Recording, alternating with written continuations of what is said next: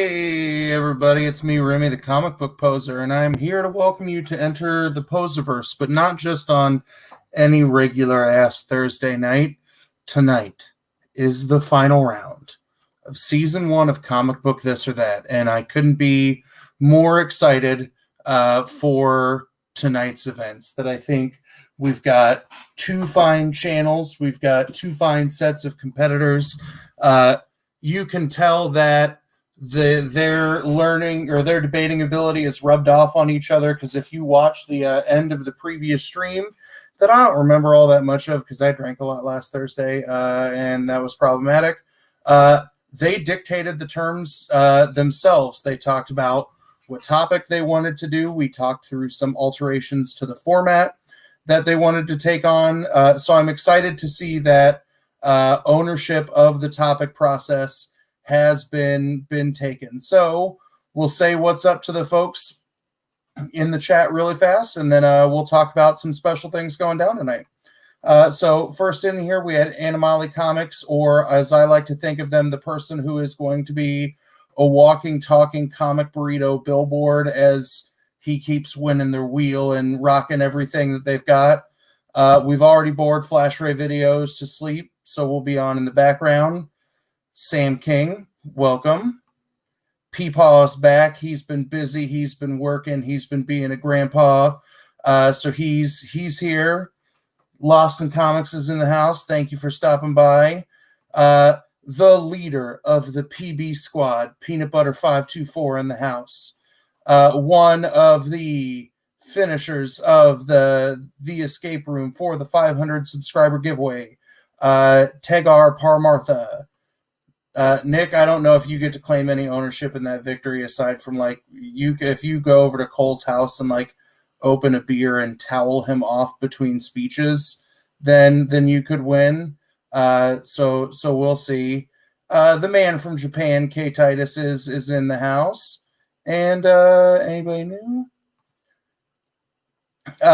MLV, thanks for stopping by. Peanut Butter says, why do I like that shirt? This shirt is brought to you by the fine folks over at Whack Comics, who are one of our esteemed judges on the panel tonight. And Lee can clarify when it comes on, but I think this logo is about to get a glow up. If you missed their he and Tyler's interview with Hillary Jenkins, one of the hands down best colorists in the game, I think she's being commissioned to do her thing on the Whack Comics logo. So I'm going to have to buy another shirt. Let's see. TK's Batcave in the house. I guess he's not banned from watching live streams, just banned from live streaming himself. Good God, there are a lot of people in the green room in the background. So I'm done saying hi to people for a minute. So in terms of things that I'm just going to kind of coyly drop in here throughout the night, I want to first talk about the change in the format for tonight's debate. For the most part, things are staying the same. There will still be a coin flip to determine who is speaking first and second. The winner of the coin flip will get to pick their side.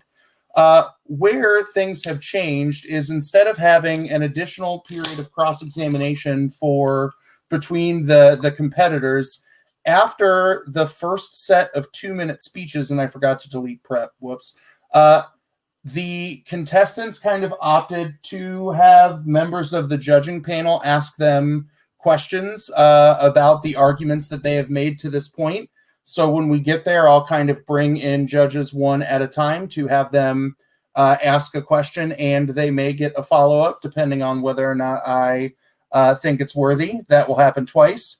Then everybody gets kind of a 2-minute set of closing arguments to wrap everything up, to put stuff in the final direction of where they want the debate to go. And then both competitors or both channels requested a final 1-minute, final thoughts, final focus, final Hail Mary, last hurrah to persuade you, the chat, to vote one way or the other, or the esteemed members of the judging panel to vote one way or the other. The other thing that I'll slowly pimp throughout this is, I don't know if you've heard or not, that there's a little book called Crossover coming out, but I was part of a group that help commission an exclusive variant by a hot up-and-coming artist, Justine Franny. You can see the trade dress cover of Crossover 1 and the Virgin variant of Crossover number 1. If you are interested, you can hit me up on Instagram and we will talk about all of the details, but I'll pop that up every now and then so I can make a little bit of money to buy my kids some Christmas presents. I don't know. Take the winner to Disneyland. The last thing I will do before I start bringing people in is I want to talk about the featured channels that are in the description of tonight's video. In addition to everybody who is judging or participating tonight, I've got 3 channels that if you go to the link that is provided and click on in the comment section and drop the hashtag Poser Says Hi, you will be entered into a rigged comment picker drawing to win a particular comic. The first one up on the list is Herminio Reyes, and I'm not going to go for the long JB Goal O because I don't have that kind of stamina. He has been doing a lot of reviews of books. He's been doing a lot of unboxings. As of this morning, he was 4 subscribers away from hitting 100, and I think there might, of the 17 of y'all in here, be 4 people who aren't subscribed to Herm. So give him a drop in, give him a subscription. It's the best, cheapest, free form of entertainment, and he is opening a Pop Culture Philosopher's mystery box, which is pretty cool. The second one is a channel that I've kind of been watching off and on, Wild Comics. It's another unboxing video, and he does a lot of unboxings, a lot of work with CGC, a lot of talking about books. He, too, is at 95 subscribers, and I'm guessing that there may be 5 of you in here, in addition to dropping the hashtag Poser Says Hi, may be there to sub him up, and we can get another member of our community over 100 subscribers. And the last one, coming to be the veritable force that is the voice of all things Ninja Turtles, another fellow Kansan, Adrian Pandawesome316. You are watching some CGC Instagram pickups, and he is only 22 subscribers away from hitting 300. So check out my boy Adrian. What are you going to win tonight? Well, there are 3 books, but there are only 2 choices.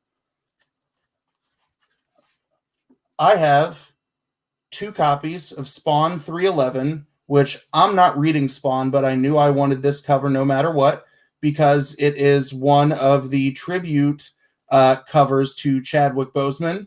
So you see the Black Panther donning the red cape, donning the Spawn gear, and I think it's quite cool. So I know that some people may not have been able to snag these yesterday, but I was able to get 2 of them.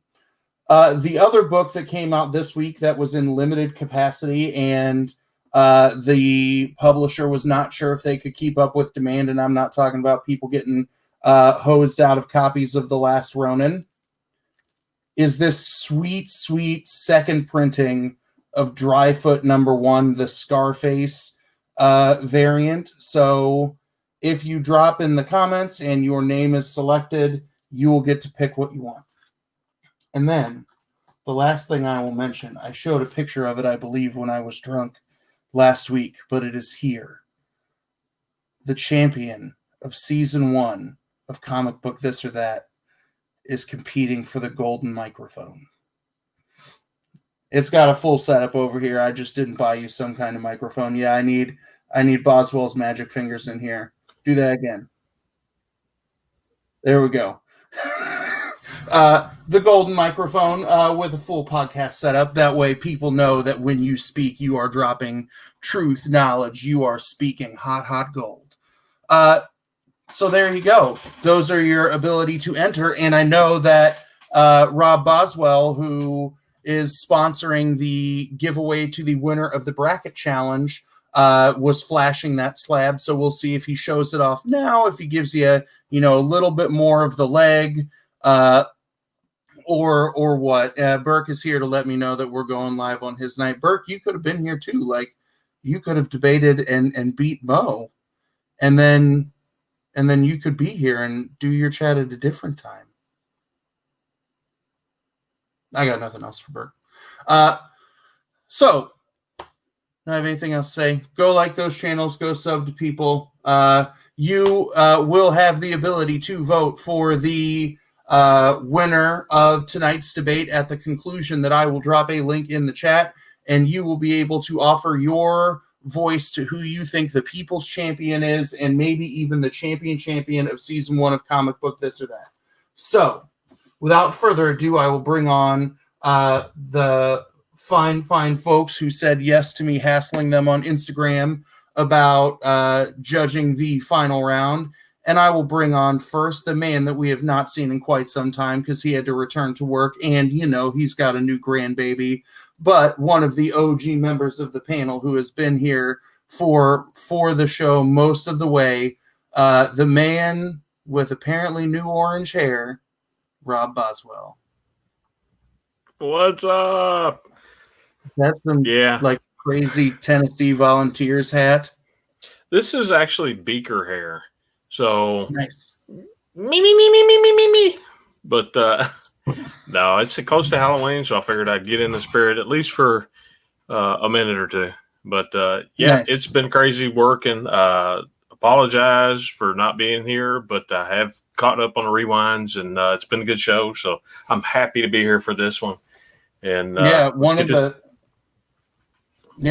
things we'll talk about kind of at the end of this as we post-mortem is how the debates started looking after the first episode, that everybody brought their A game, and it got good. Y'all have been entertaining as hell. The second, you wanna tease?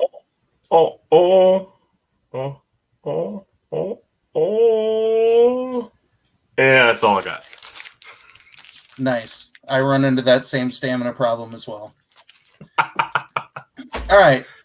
He has joined us once or twice before. He is my shirt sponsor of the night. He is the man of no face, and I think it's because he outed himself on Tuesday as a Jar Jar Binks fan, and he doesn't want us to see his full face Jar Jar Binks tattoo. Our representative from the land down under, Whack Comics. Yo, what up, Jar Jar Binks for life, motherfuckers. What's going on? So you had a pretty good interview on Monday with Hillary Jenkins. A pretty hilarious "Something is Killing the Children" video drop. A good live stream on Tuesday. So what else has been going on in the land down under? Yeah, so the exciting news that you teased just a little bit before is we commissioned Hillary to color our logo. So the colorist of these comics that you see on screen, like King of Nowhere, Grass Kings, Black Badge, she's going to be coloring the silly little inks that I drew, and I can't believe it. I'm so excited. But yeah, you don't want to see my face too, bros. Trust me, it's disgusting. You won't like it. But fuck it, we're gonna have a good time. We're gonna talk about some Jar Jar. There's no Jar Jar, but I'm gonna think about Jar Jar. I'm always thinking about Jar Jar. You know. There you go. The between Mo and the Burrito, the first ones to make Jar Jar Binks good relevant to the debate. You may sway Lee's decision. And the fourth member of our judging panel, he joined us for the first time last weekend. Everybody got an insight into the inner workings of the man who has some of the best luck with some mystery boxes as of late, from the great state of Minnesota, John the Purple Rube. Did we just get a Lee Nose appearance? We got a nose. There you go. Nice. The nose. All right. John, how's it going, bud? Good. Glad to be here. Excited to work my way into the last two rounds here. Excited to see how it goes. Just dropped a new video on the channel, so everybody go check it out after this. Nice. Yeah, and the links to everybody, I made sure it's working this time. I have the links of everybody who is participating tonight in some shape or form in the description, and then I'll go back and re-add everybody else who has participated throughout. And my clock says it's 9 Eastern, 8 Central, so it's time for this.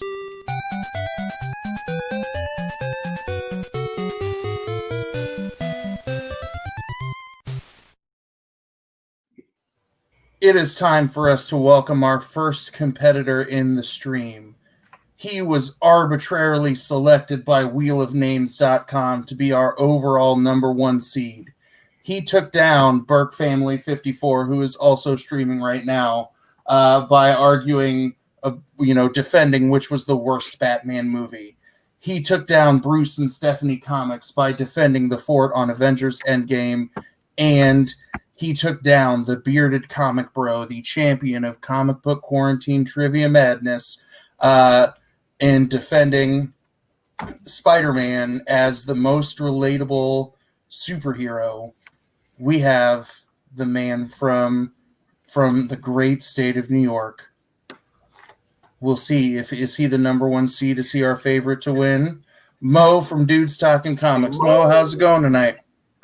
What's up, everybody? Happy to be here. Once again, I'm nervous as shit, but I'm doing well. Hope everybody's safe and healthy, and let's get this. Let's do it. Nice. And the last 2 clowns that we have to add to the stream from Michigan, which is clearly not in the Midwest. And if they say it is, they're going back, and I'll just rig all of the votes against them.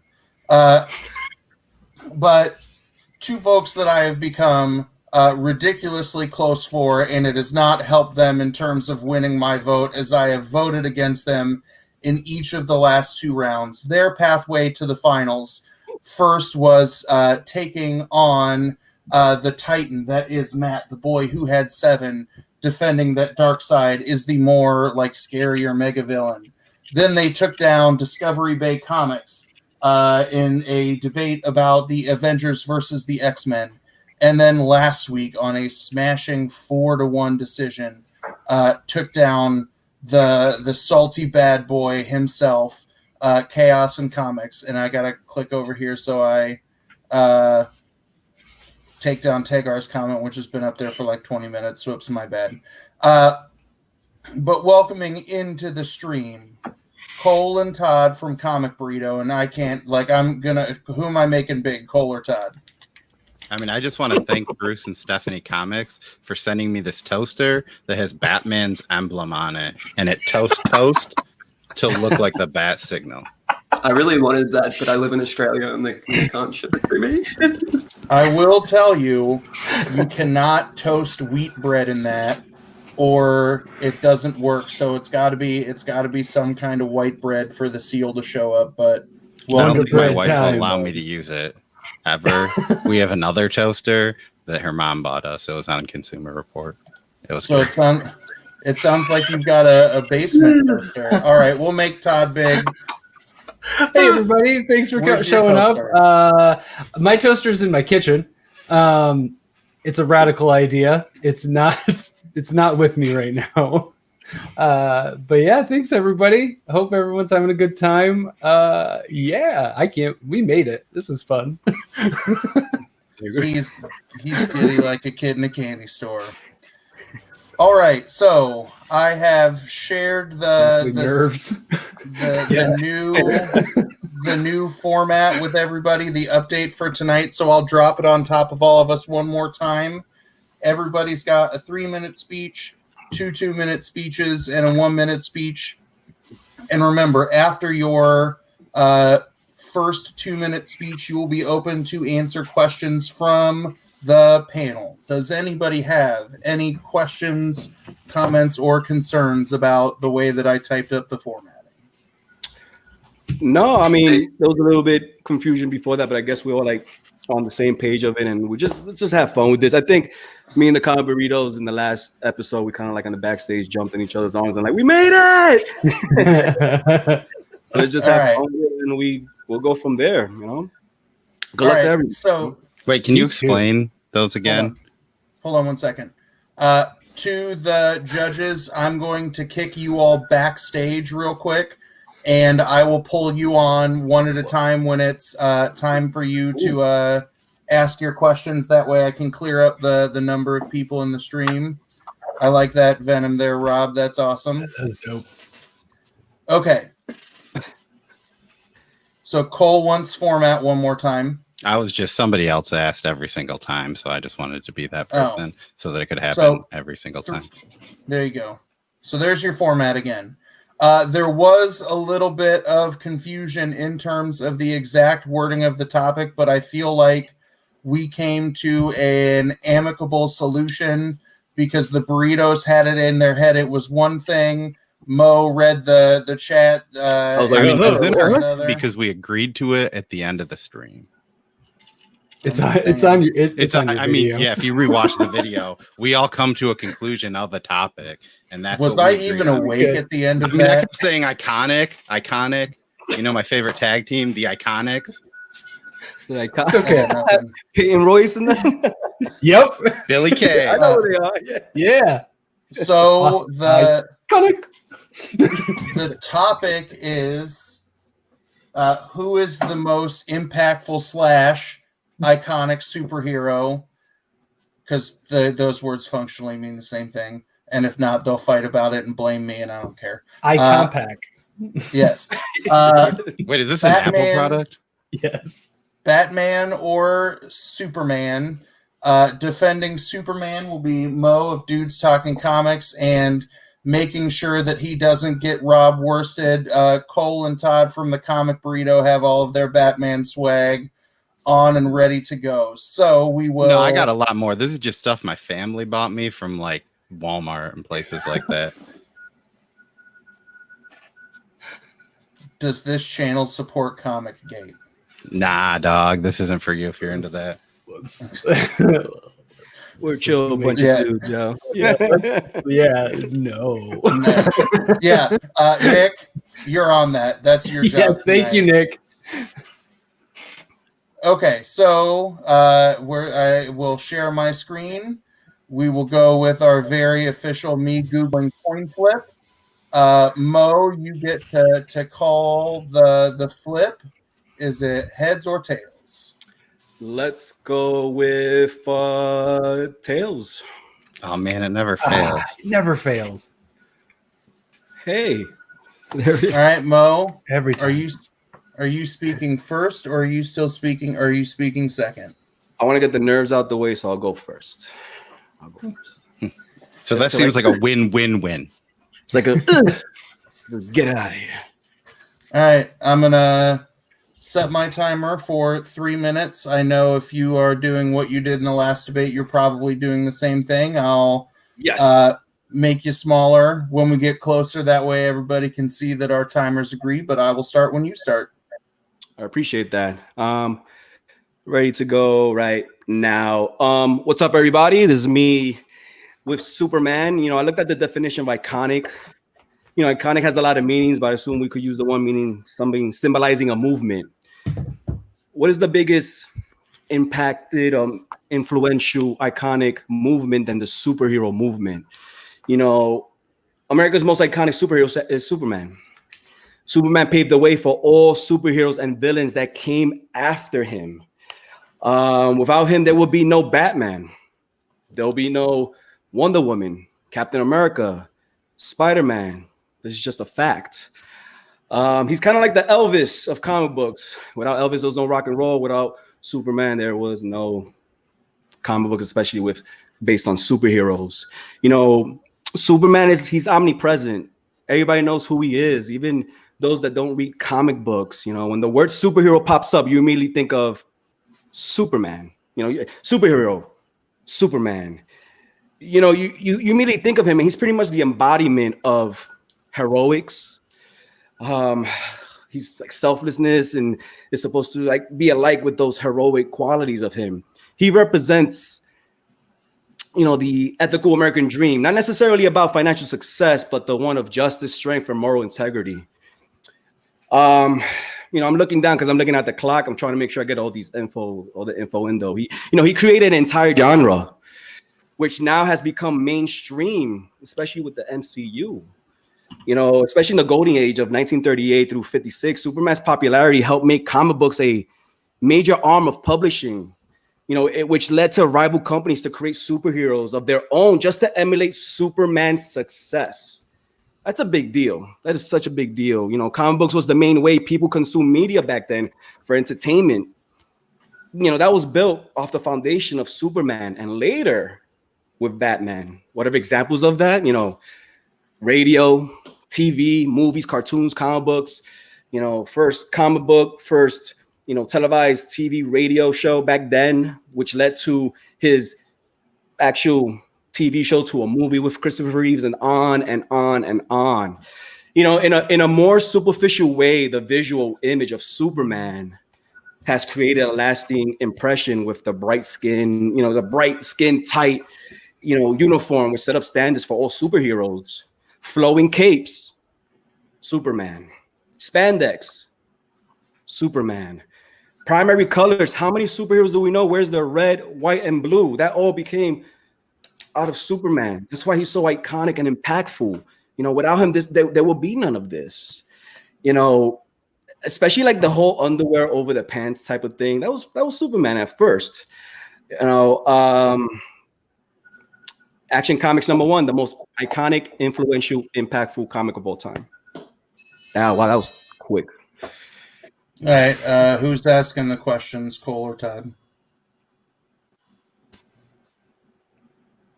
Oh, right. Same deal. I'll set my timer for 2 minutes. I'll pop in when there's about 10 seconds left. All right.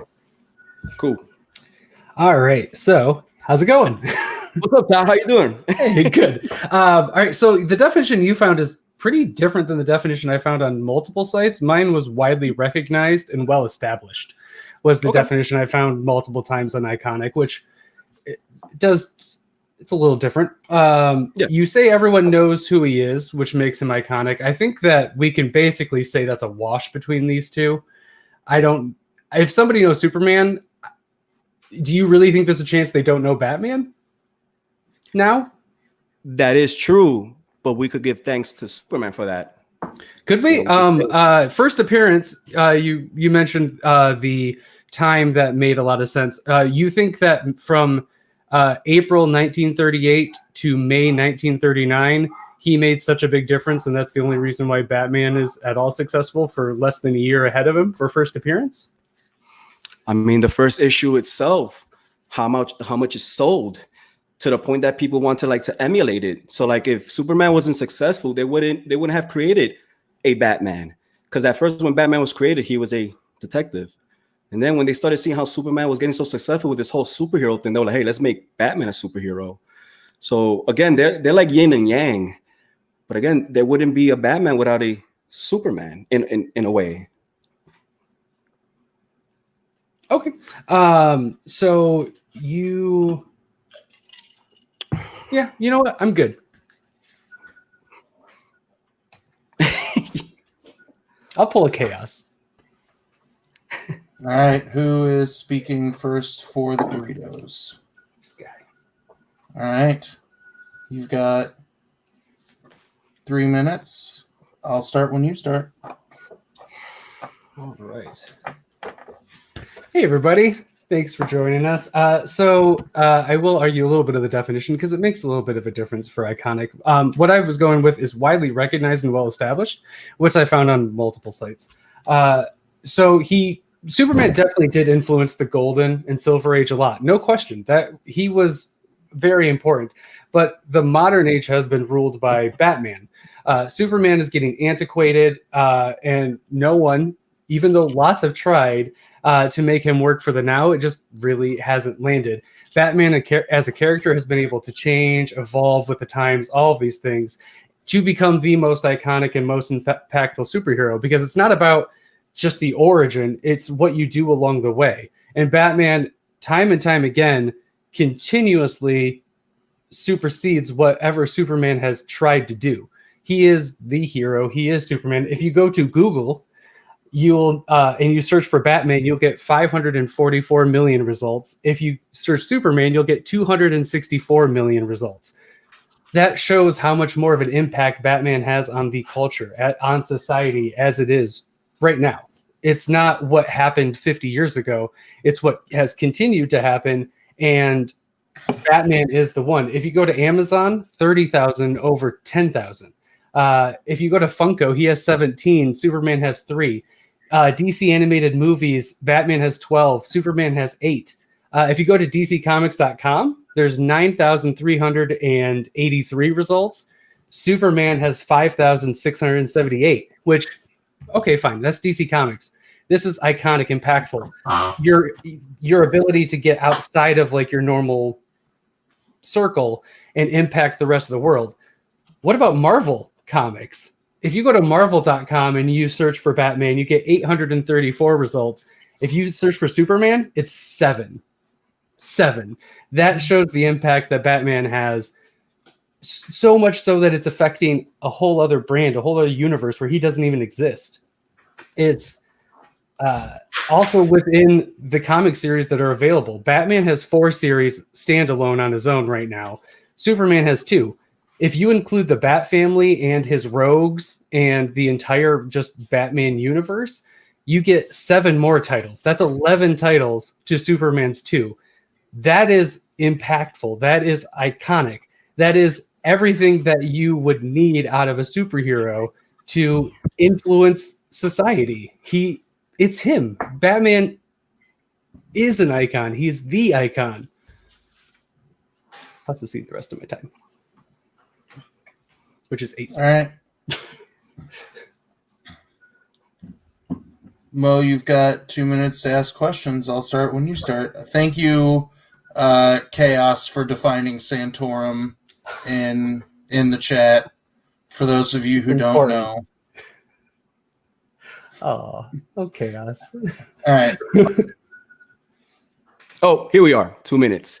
So listen, great info, especially with the facts that you brought from Amazon and Google.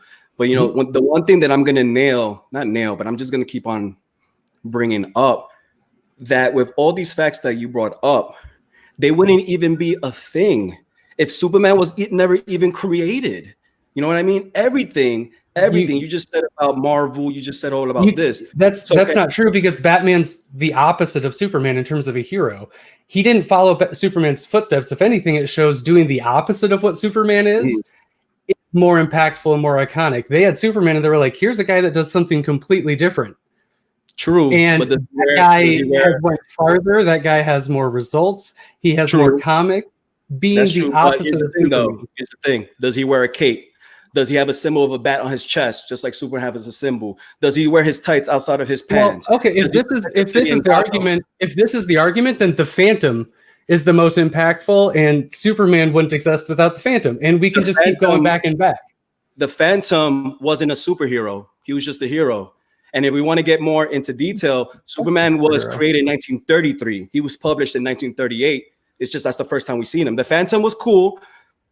Purple leotard, going around beating up bad guys. Superman was the first superhero, and we do consider Superman a superhero, right? We could thank Superman for that. Sure, but we can also thank Batman for the modern retellings.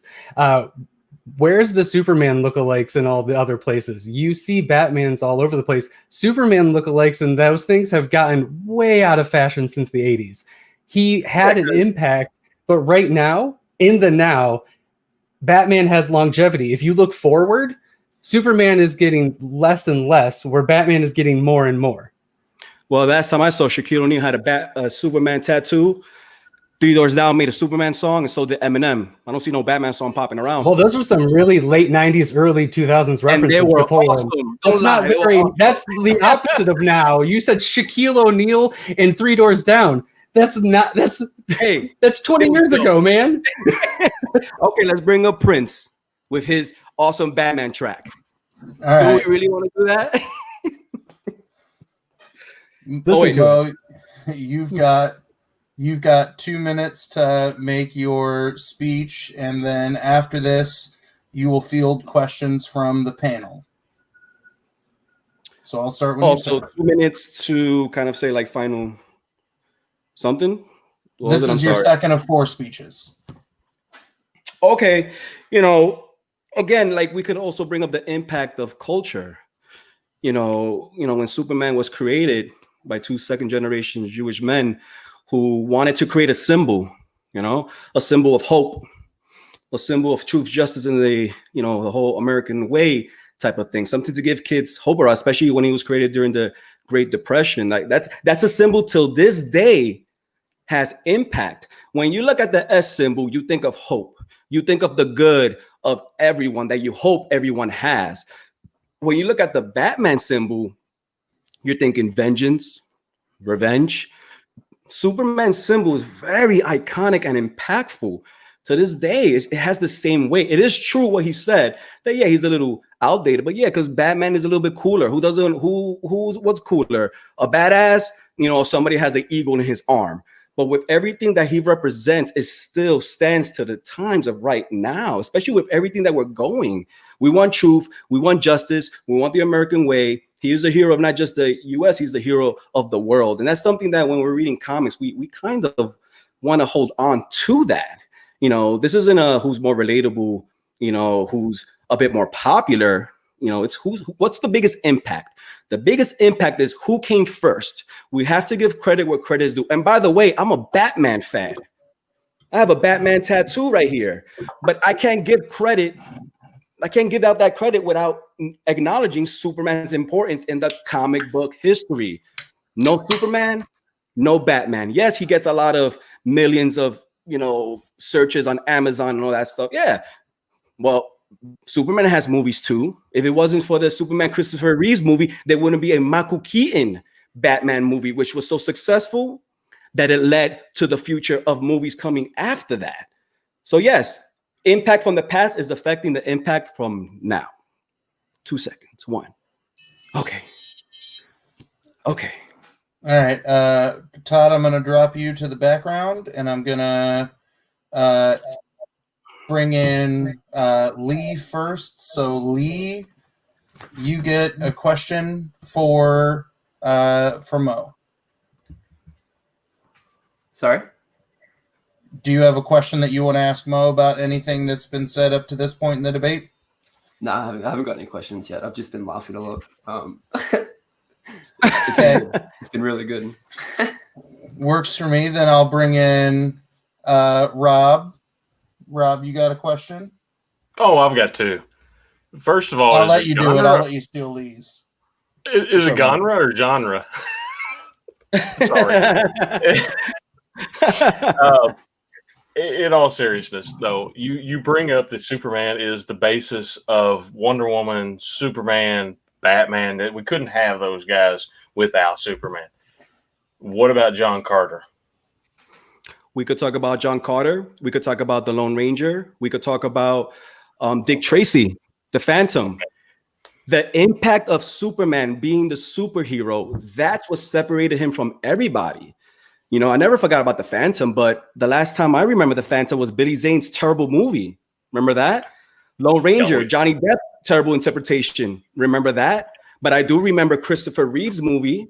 I do remember Brendan Routh's movie, which wasn't that great, but still had that deep impact, And again, people need to understand that because of the success of those movies, that led to the idea of Batman, which was destroyed by the Adam West, which I was a fan was. And then, hey, let's make a little twist on that. And that was successful, and that led to more and more and more. Those are the pieces that led to where we are right now with comic books, with the impact of everybody feels it that way. We have to give the thanks to Superman. He's the one that created that, to the point that his comic book, number one, I read the same way he researched. I researched which is the most influential, iconic, impactful comic book of all time. Action Comics number 1. 10-cent comic book that went for $3.2 million 2 years ago and is graded a 9.0. I'm not saying Batman doesn't have great storylines. I'm a Batman fan. But let's keep it real. Superman was the one who paved the way. Yeah, they are different. They are different. Yeah. But what's so different about Superman protecting Metropolis? Batman protects Gotham. Superman has a secret identity. So does Batman, in a way. That's another debate. Sidekick, Superboy. Sidekick Robin. There's just too many similarities, which is not a bad thing, but it came from a base, and the base is the iconic Superman. Okay. All right. I'm going to drop Rob to the background and bring... That's a good question. John the Purple Rube forward. John, you got a question for me? Sure do. So he brought up the visual importance of the uniform, the cape, and everything like that. I would ask him, do you think the fact that it hasn't really been that modernized over time hurts his ability to stay iconic as he was when he was initially released. It doesn't hurt because Batman's suit also, the basis is kind of kept the same way. Superman's symbol maybe changes a little bit in size, maybe a little in color, but the suit is pretty much red, white, and blue. When Batman is still the mask, the sign, the utility belt. You know, so the thing about Superman, why maybe Batman gets a bit more, you know, weight in the internet is, of course, you know, Batman's a bit more of a badass. You know, it's more cool to be bad. You know, when you go to a comic book shop, what looks cooler? Superman raising in the sun with an eagle, or Batman next to a gargoyle in the rain looking all badass? So, of course, he sells more than merch. So the symbol itself hasn't really upgraded. And plus, when it has upgraded, people have hated it. Remember when Superman died, which, by the way, was one of the most biggest stories of all time. It was on ABC, CBS, NBC, the death of Superman. I don't remember Batman being in the news feed when Bane broke his back. You know, these are things of impact. Yes, it does hurt it in popularity, but it remains true to what it is. Nice, simple, to the point, heroic age. All right. I'm going to ask one question. Yes. Twice you've kind of mentioned the idea that Superman creates the notion of like the ethical American, that, you know, truth, justice, the American way, that you talk about hope in the symbol. So why do you think the idea of Superman's values, why should that be perceived as more important than the overwhelming popularity of Batman? Well, when we think about Superman, he's an alien from a different planet. You know, you can kind of say he's an immigrant coming into our world, not knowing his place in Earth. You know, he's here, he's trying to figure himself out, and he's being brought up the right way. Do things right, do things fair, do not use your power in ill will. So in a way that translates to today, how we just want to keep everything as fair and simple with hard work. Superman's all about hard work. People think the thing about him, that his greatest abilities is his strength and his powers, when it's really his humility, his hard work, and the way he views life. You know, he in a way, Superman is an Earth and everything's fragile around him, and he just wants to make sure that he's the best person he can be while representing himself as a symbol of hope. You know, that's the biggest thing. He's a symbol of hope. So, you know, you could take it back to that wave, you know, him being an immigrant and trying to fit himself way in Earth, and how he sees himself as an outcast and trying to fit in and be that person. We've all been there. All right. Thank you. Cole, is it right for me to assume that you're speaking next? Yeah. All right. Mo, I'm going to push you to the background. Yes. And Cole, I'm going to set my timer for 2 minutes, and I'll try and pop back in when there's 10 seconds left, and then you can face the panel. So I will start when you start. So Mo had mentioned that Eminem sings about Superman. He has a song that came out in 2002. Eminem also has a song called Won't Back Down, where he mentions both Batman and Bruce Wayne. That came out in 2010. Eminem's rapped about both of them. But let's talk about current rappers, like Chance the Rapper. In 2018, he released a lyric, "I'm assigned to my city like the bat signal," like an iconic symbol. You know, we have bands like My Chemical Romance that has a song Na Na Na that is inspired by Batman. They even mentioned Batman in the song, and they even got Grant Morrison to play the bad guy who wrote an iconic Batman storyline. He also mentioned Shaquille O'Neal being a basketball player. Well, Aman Shumpert is also a basketball player who won with the Cavs in 2016, and he's got a Superman tattoo right here. A Batman tattoo. He doesn't call himself Superman, but he's got the tattoo. We've got, you know, soccer players like Pierre-Emerick who put on a Batman mask after celebrating goals. We have World Cup and Man U star Paul Pogba, who also has had Batman cut into his hair. And some people might even, you know, basketball's big. It's the third biggest sport, but soccer's the biggest. I mean, we also have an Olympian who had passed away, who has the last name of Batman, Daniel Batman, who is a sprinter from Australia, who also has a Batman tattoo and talked about how cool his last name is. Let's talk about wrestling. Kofi Kingston, 8-time tag champion, 1-time world champion, wore a Batman undies for the 2013 Royal Rumble. Iconic Rey Mysterio, one of the most biggest luchadors in wrestling history. In 2012 SummerSlam, he went as Batman's. The Bella Twins, fellow YouTubers like all of us, also podcasters, during a Halloween episode of wrestling, they came in and dressed up as Batman and Robin, the iconic duo. And I mean, these are just other people in pop culture doing Batman. All right. Lee, you got a question you want to ask Cole? No, I'm just blown away by how many people you know that have Batman's tattoos or Batman shirts and stuff like that. That's crazy. I haven't got anything, sorry. Thank you. Boswell. Again, 2 questions. Well, one's not necessarily a real good question, but it kind of fits along the genre line. Is did you use Google extensively to come up with all these stats? I mean, I did. Just like when I Googled who was the first superhero, it takes me to Guinness World Records, and they tell me it's the Phantom, who has, 1936. He is by Google or by Guinness World Record standard the first superhero. So I know Mo says he's not a superhero; he's a hero. But I would like to judge that Guinness World Records is saying that he is the first superhero. Okay, fair enough. Now, okay, we noticed that Batman has a cape along with Superman. So would you say, okay, we agree. Would you say that Batman has fly envy? Because Superman can fly. I mean, if we're going to talk about the cape, like maybe, but he glides. But if we're talking about the cape, people refer to Batman as the caped crusader. Do they talk about Superman as the caped alien? No, Batman's the caped crusader. I would say that the cape represents Batman way more than it represents Superman. I mean, would you agree with that? Yeah. Thanks. All right. John. All right. So we talked, the previous part of the Burrito team talked about the search results. Would you say that a lot of the modern popularity for Batman is really attributed to his villain foils, which are also very popular? So you're asking like modern, like younger kids, like the younger generation, right? I'm like just saying the fact that middle-aged men, the more modern. Yeah.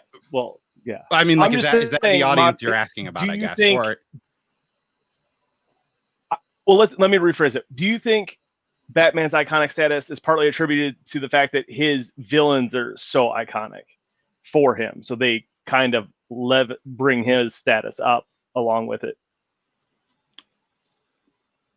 I mean, I guess it's really hard to answer that question, but I will say, like, when we talk about things that people know, we know, I mean, most of us would agree that the best animated series is the Batman animated series. I mean, when we talk about some of the best superhero movies, we talk about, The Dark Knight Batman is one of those. Like, I mean, yes, he does have very good villains, but does that make him any less iconic because other people are so good in his stories? Or is it because Batman's so iconic that he brings in these villains to like help improve, like he's bringing these villains that people care about a lot more? Like, I mean, how many villains, if you ask anyone on the street, they'll name Batman villains. How many Superman villains can they really name? And like, I mean, I get it, maybe that takes some away from Batman, but does it? Because people know more about Batman than they really know about Superman, right?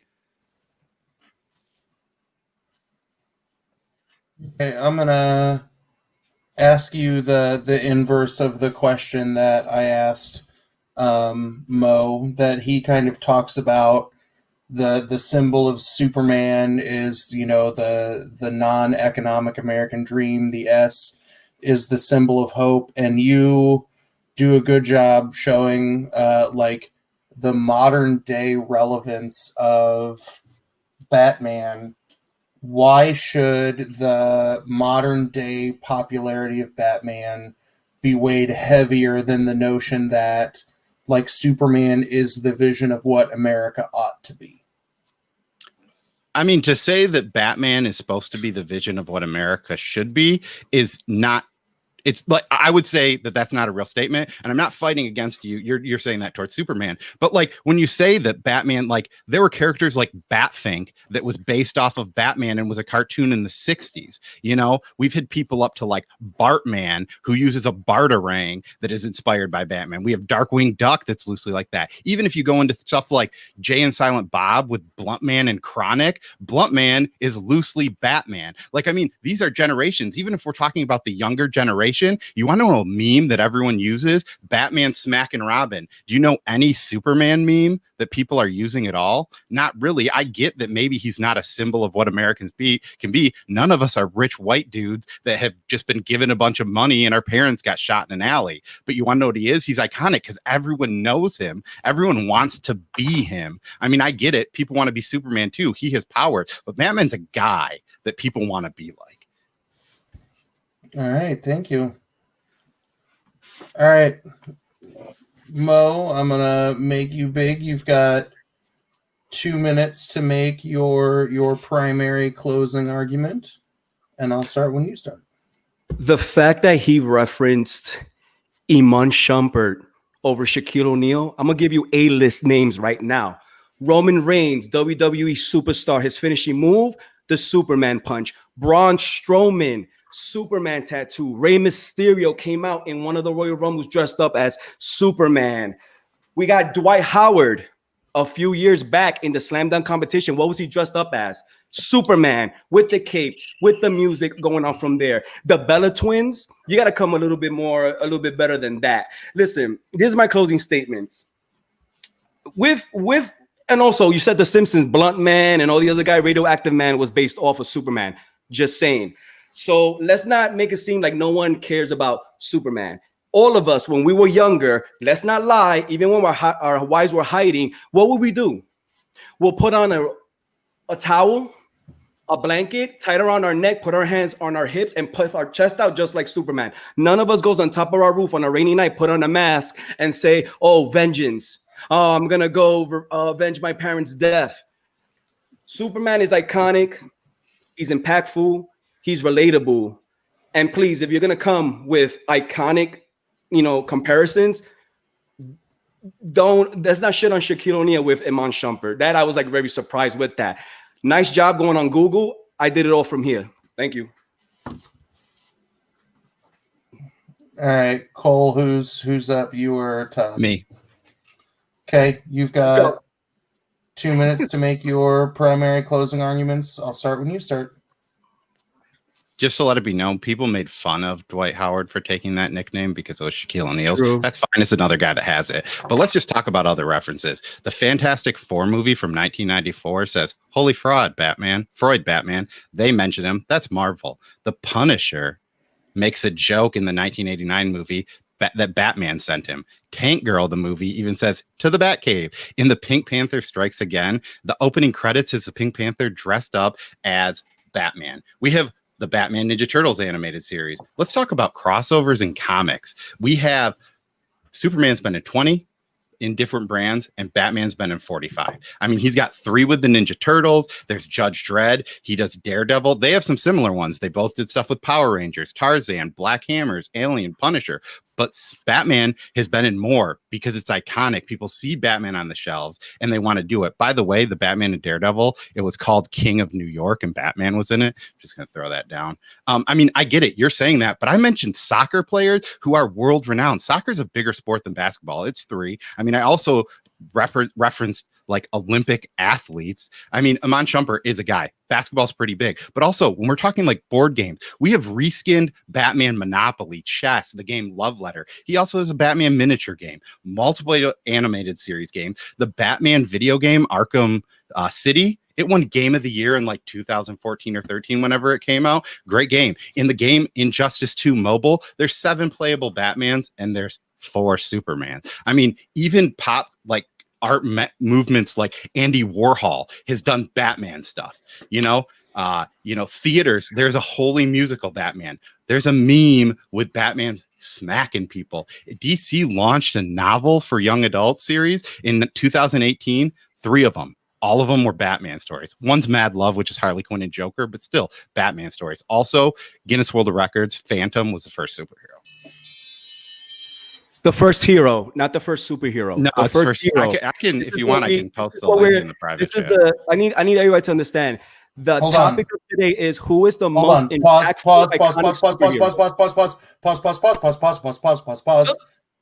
Deep breath. No, I'm not mad. This is passion. Yeah, I know. Bro. I got respect for them.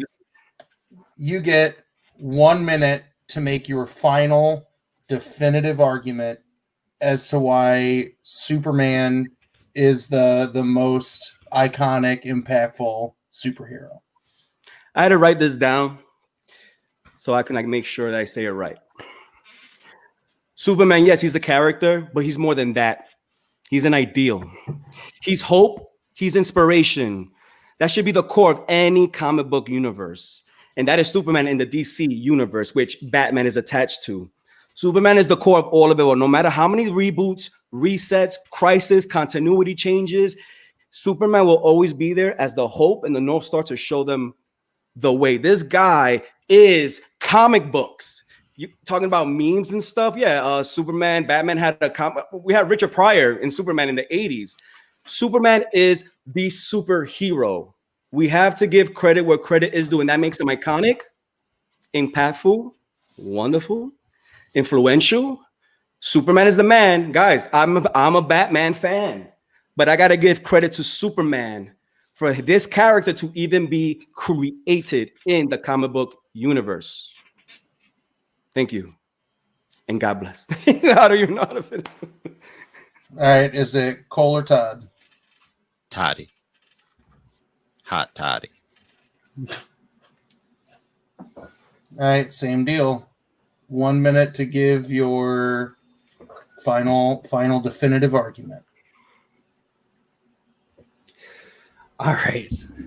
My opponent, he's been stuck in the past, and basically everything he's saying has been about feelings that Superman elicits, not about what actually he's done. Aside from he came first. Coming first doesn't give you the right to just supersede everything. Superman's icon status has waned and waned and waned until it's barely there. He says Superman is comics, except Superman has 2 titles right now. Batman alone has 4, 11 inside of his world. How is he comics, and how is he impactful and an icon when he's not present? And aside from a 10-month head start, they've been around the same amount of time. When someone wins a Nobel Prize, do they say good job to the parents? Do they give it to the parents because they created them? No. It goes to the person who made it happen, and Batman has made it happen.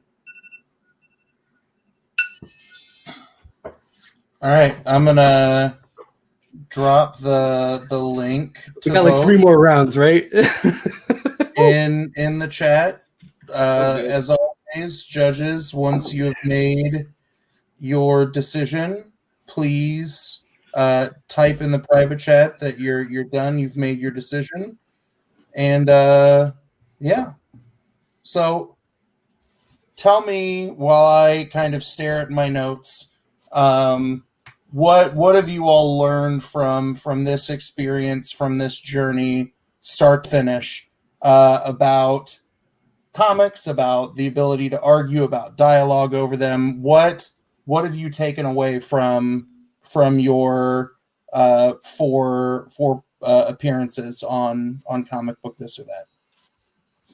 I mean, we're all it's hard because these are characters that we grew up with, that we love and everything. And when it comes to debating this, you have to go about it the right way. Once again, I am a Batman fan. So yeah, I could have easily been like, hey, let me defend Batman. But when people are voting, it's all about, okay, what can I say to make people understand the importance of how Superman is iconic? So I had to be prepared for that. There's a lot of people in this tournament that just came in firing. So you just come in here and just say things that can easily be countered. You have to be ready. So everybody in this tournament, they were bringing their A game, and it's fun. I don't have any problems with these guys at all. This is just the passion of the debate. No. It was fun. It was fun. It was fun. I was like, right? No, it's I'm pumped now. It's we're gonna get he took the bar off the back. He's you jumping out? Where's the? You were supposed to do rep before the end. Yeah. No. Oh man. Like I said in the semifinals, right? In each of the debates, we've seen good examples of logic, of passion, of evidence, but we had seen them only in individual like clusters, right? Where the burritos have been notorious for dumping evidence all over everybody. The more relatable debate, right? Mo versus Greg was a masterclass in emotional appeals and relatability. And I think this final round, as the chat has said a lot, was like you all brought it today, that both of you showed up to win. And I think we saw good appeals to logic, good appeals to emotion that I think you all did enough to build credibility on both sides. So I think like this again is something that if I think of trying to create something, that has a strong pedagogical value for my students, that this becomes, something that can be shared in terms of creating good models of persuasion. Yeah, so that, bully to you all. And I was trying to get Mo to stop talking just so I could, sorry about that. Get him to say those things in the confines of his last speech. But I think nobody walked away from this thinking that Mo is legit mad at the burritos or cocaine Cole, as the chat has called him. I got a lot of energy, my dude. I'm a big wrestling fan, so we was bringing these names. I was like, I got names too. I should have wrote that. But y'all did a good job of zoning in and making these arguments without going home. Like Mo said, Batman isn't the first hero, right? So I think that becomes a good way in terms of models of dialogue for this community, because we have a lot of these fanboy style arguments where we just kind of dig in and scream into our echo chamber. And I think y'all did a good job kind of acknowledging your way to play over that. I'm going to refresh the chat vote one more time. Lee, if you're on your phone or whatnot, you haven't typed anything in the private chat. Can you give me there it is. Lee's done. So give me a hell yeah. Hell yeah. Come in and us all. Just boom. So I'm going to give you all a second to talk amongst yourselves while I refresh the chat one more time. And the cool thing is that's why in the last stream we were like, okay, guys, DTC versus Burrito Boys. What is the topic that we should go that we can give everybody a show? At first we agreed Spider-Man, Batman, and then I was like, man, that's top 3 iconic, impactful: Spider-Man, Superman, Batman. The top 2 is always going to be Superman, Batman. It could be 1 or 2. So if we're going to go at it, let's get the 2 iconic, impactful, influential. Let's get the top 2 and let's just go at it. So the way it's going, that's how it should have been.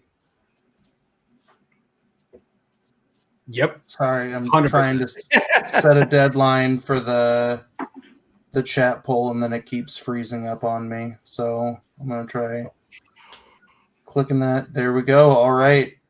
All of the judges have decided, and the chat vote is locked. So I will bring in Mr. Purple Rube first. John, who do you vote for and why?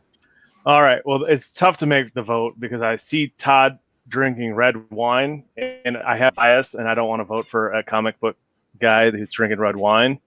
I think Mo had a chance to hit hard with the sales and stuff like that. Some of those numbers, he could have really dropped some hammers that he was close to. But unfortunately, I'm going to go with the Batman argument. All right.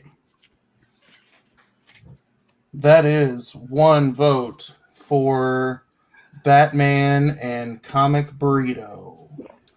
I am a bourbon man. Hey, I don't know if you heard that though, but I've got like some hams here. This is So I can like keep while he drinking. classes it up, I trash it up just like a poser.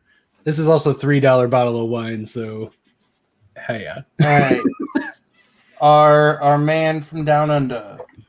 Yeah. Who do you vote for and why? Comic Burrito and Batman, or Dudes Talking Comics and Superman?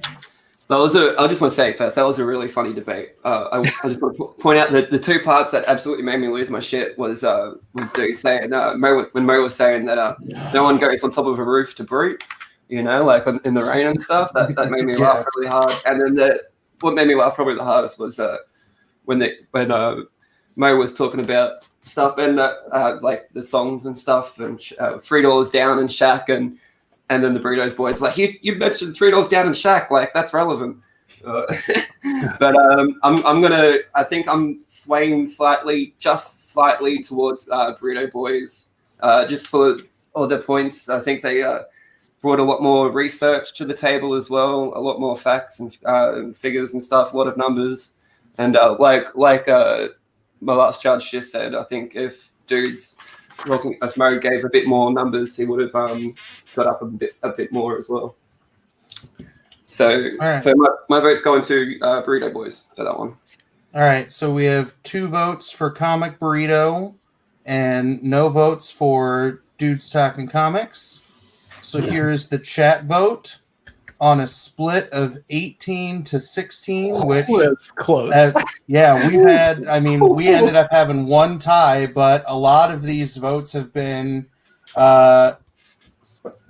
slobber knockers one way or the other. So the people's champion is Mo from Dudes Talking Comics, making this a currently a 2-1 for the Comic Burrito.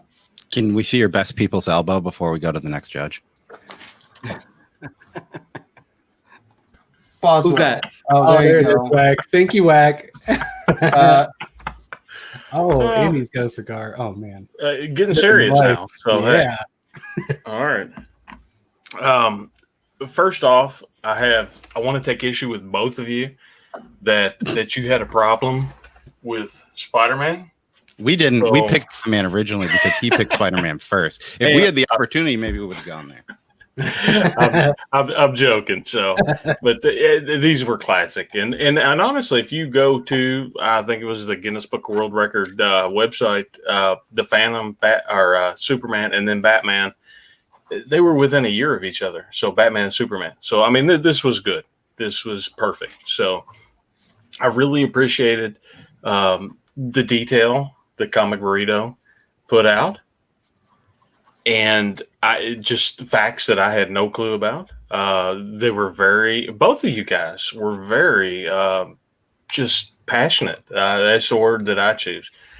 And my vote is actually going to have to go for Mo because of his reply to my question. I believed he did his research. So that's it. Damn it. Now I got to make a decision for real. And I'm in the same kind of direction that Boswell was, that I'm, the crux of the debate, the first thing that Mo said that really hooked me is this idea that Superman creates the vision of, the ethical American, right? The aspirational values that we should all have, right? He references Siegel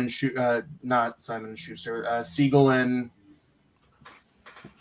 I can't think of the other guys. Schuster. Now. No, you got it, Schuster. Oh, Schuster. Siegel and Schuster. In terms of like this immigrant story creates the story of us. And the Burrito's response to that kind of argument is, where have you been for me lately? That we get this dueling banjos back and forth of here are all of the celebrities that we can think of. Who is the greater basketball personality, Shumpert or Shaquille O'Neal? Kofi Kingston's Underoos. Like, it went into all of these wild directions, and I think the phrase that ultimately makes me lean probably against where my gut is on this one is the idea that we've seen one of these superheroes continue to evolve and adapt to new times and new audiences, and we've seen one who has kind of been stuck in the mud. So with that being said, on a 3-2 decision, and I already see some green room or some back screen head shaking, your champions of the first season of Comic Book This or That is Comic Burrito. So I'm Batman. Nicely done, fellas. Like I said, I want to mirror everybody else in highlighting that this is the best one. This is the best one. Hard this agree was on a Jar Jar. debate worthy of being a final round, right? That there are a lot of times where we watch things like, World Series, Super Bowl, Stanley Cups, World Cup finals, where you're like, oh, this is the best that we've got, and it's, a one-sided ass kicking from time to time. And I think you all both dug in amazing ways, right? I think, Mo, you become kind of the masterclass in teaching yourself how to debate very, very quickly. And I think for Todd and Cole, who got a bunch of shit for being nerds who just spouted off evidence in the first debate, had to now find ways to come back and be more relatable, be more personable, right? To build more of that ethos into things. I don't know why I left. I want to give credit to Chaos for that, because we weren't allowed to prep last time, so we were getting ready for Moe's. Yeah. He was like our training montage of being prepared for how awesome of a public speaker Mo is, because he is compelling. Yeah, I mean, I think everyone we went against has better personalities than we do, which isn't hard, probably, especially with me being on the team. Yeah, but like I said, I think this was a really, really good debate, and I think we've talked about how each episode of this show has, substantially raised the bar or raised the expectations for the next one, right? And I think the semifinals, both of you all had very, very good performances in, and I think you all have set the bar amazingly high for what the expectation is for season 2 of Comic Book This or That. So I want to thank you all for doing this, and I think you all, in terms of looking at your paths, have both done very good things to go, all right, fools, in season 2, here's the roadmap, right? You're the first people in Big Brother to create alliances. You're the first people to figure out the strategy and do those kinds of things. So I think that's cool. So before we sing everybody's praises and start giving away some other shit, I'm gonna bring up my screen again, because now, as we have finalized the tournament, I should have just thrown it, so I could have had Chaos maybe try and win it, so I'd at least have a chance to win that slab. This hurts. I'm going to make Boswell big size, because, again, Robb has graciously donated a slab to the winner of the bracket challenge. And in pulling that menu up now, it was already decided before the final round, to be honest, if you looked at it, that there was going to be a 1-point difference between first and second.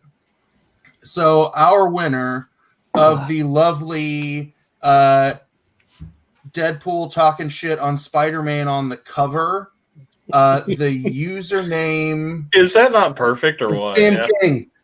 I was going to say the username is Sin Shadow, which I think is our favorite Canadian in the chat.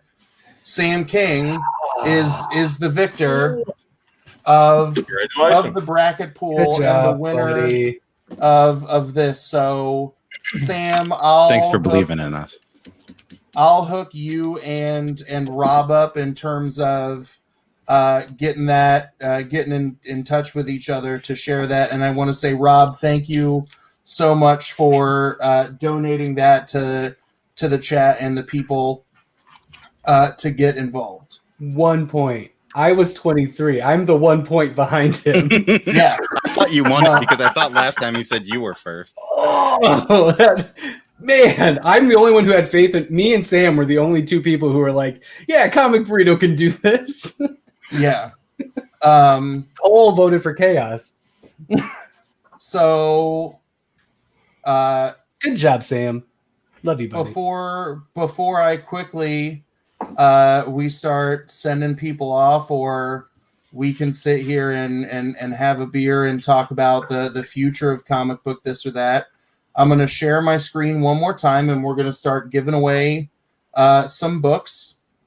Again, if you made a comment on any of those 3 videos that were linked down in the description below, you are eligible to win a copy of either Spawn number 311, which is the Chadwick Boseman tribute cover, or the Dryfoot number 1 second printing from Mad Cave Studios, which had a limited print run and is a very, very, very dope homage cover to Scarface, which I think is perfectly fitting for that book. So the first person we're going to pull up is Herm's video. We're going to throw a little poser says hi in there. We have 11 unique commenters. So the winner, Another person from the panel, is Anamali Comics, who I swear to God wins everything. So Anamali, if you're still here in the chat, tell me if you want Spawn or Dryfoot as I pull up the second video, but I'll make note that you get the first pick.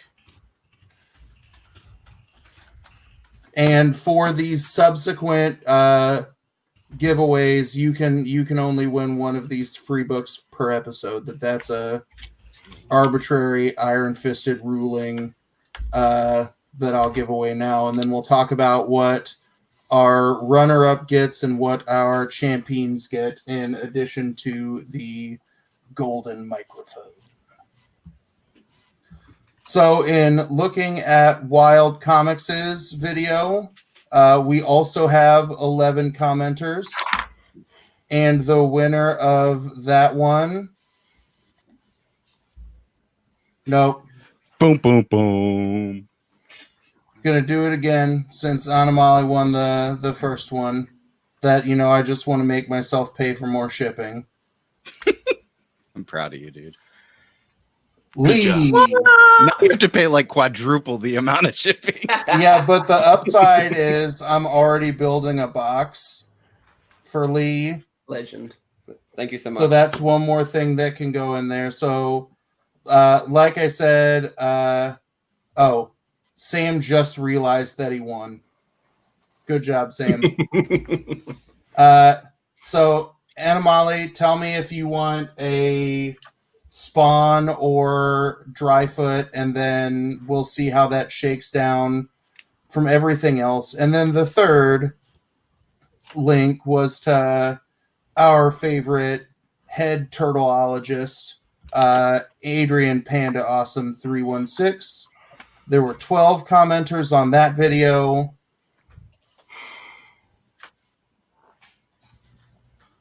yeah, you can use pirate ship and keep that rate to Australia pretty good. Yeah. What is it? That's Pirate shipping. ships. Oh, damn it. I thought you were being serious. I'm like, I mean, I to need be to find fair- out how to get shit cheap from America. Batman has been on a pirate ship. all right. So, when I see, so Anamali wants Spawn. Lee, do you want Spawn or Dryfoot? I'll take dry food. I've already got that spawn.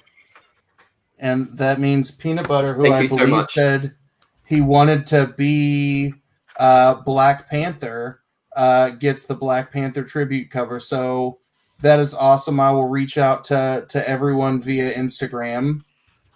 So here's where I'll start telling people thanks and, clicking people off. That way, if you want to leave, cool. If not, you want to hang on and we talk about my notes that I have during my anxiety breakdown about season 2. We can do that. But I'll do this in the reverse order of how I introduce judges. So, John, I want to tell you thank you so much for hopping in the last 2 weeks. I hope you enjoyed yourself, and I enjoyed listening to your perspectives on both of these debates that I thought they were both pretty interesting. So what do you got going on next in your world? I know you said you dropped a video just today. What can people expect from it, and so on and so forth? I dropped, a Deadpool themed comic book mystery box unboxing. I've got a bunch more boxes coming to unbox. I'm always keeping my eye open to see what's out there, so I can, spend my money so people can safely spend theirs. Other than that, I enjoyed participating. I liked engagement as well. When I get close enough to 500, I will be doing a giveaway as well. So that is something that I am striving for, is to get to 500. So, that's something I think we all are trying to do, is build our channel. So things like this help, and I enjoy doing it. It was lots of fun.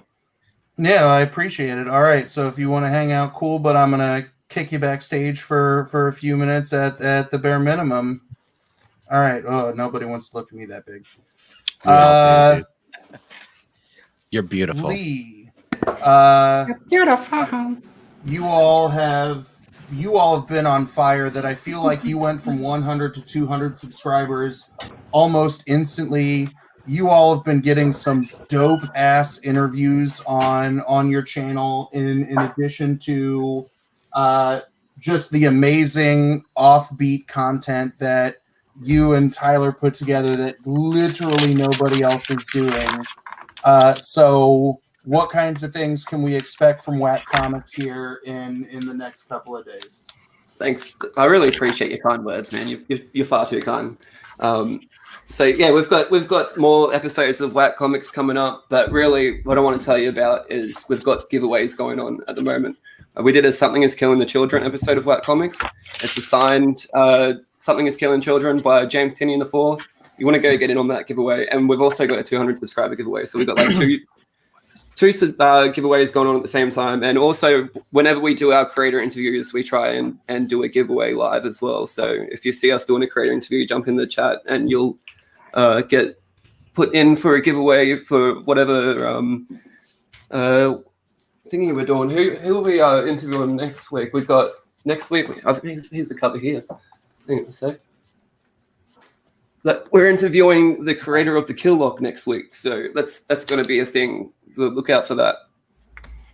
Nice, good deal. I'm excited to see you all growing. So I'll kick you to the backstage, and then if you want to hang out some more, awesome. Thank you, Rob. Thank you, Rob. Nice. We have our first open dissenter. Mogot. You should have voted harder.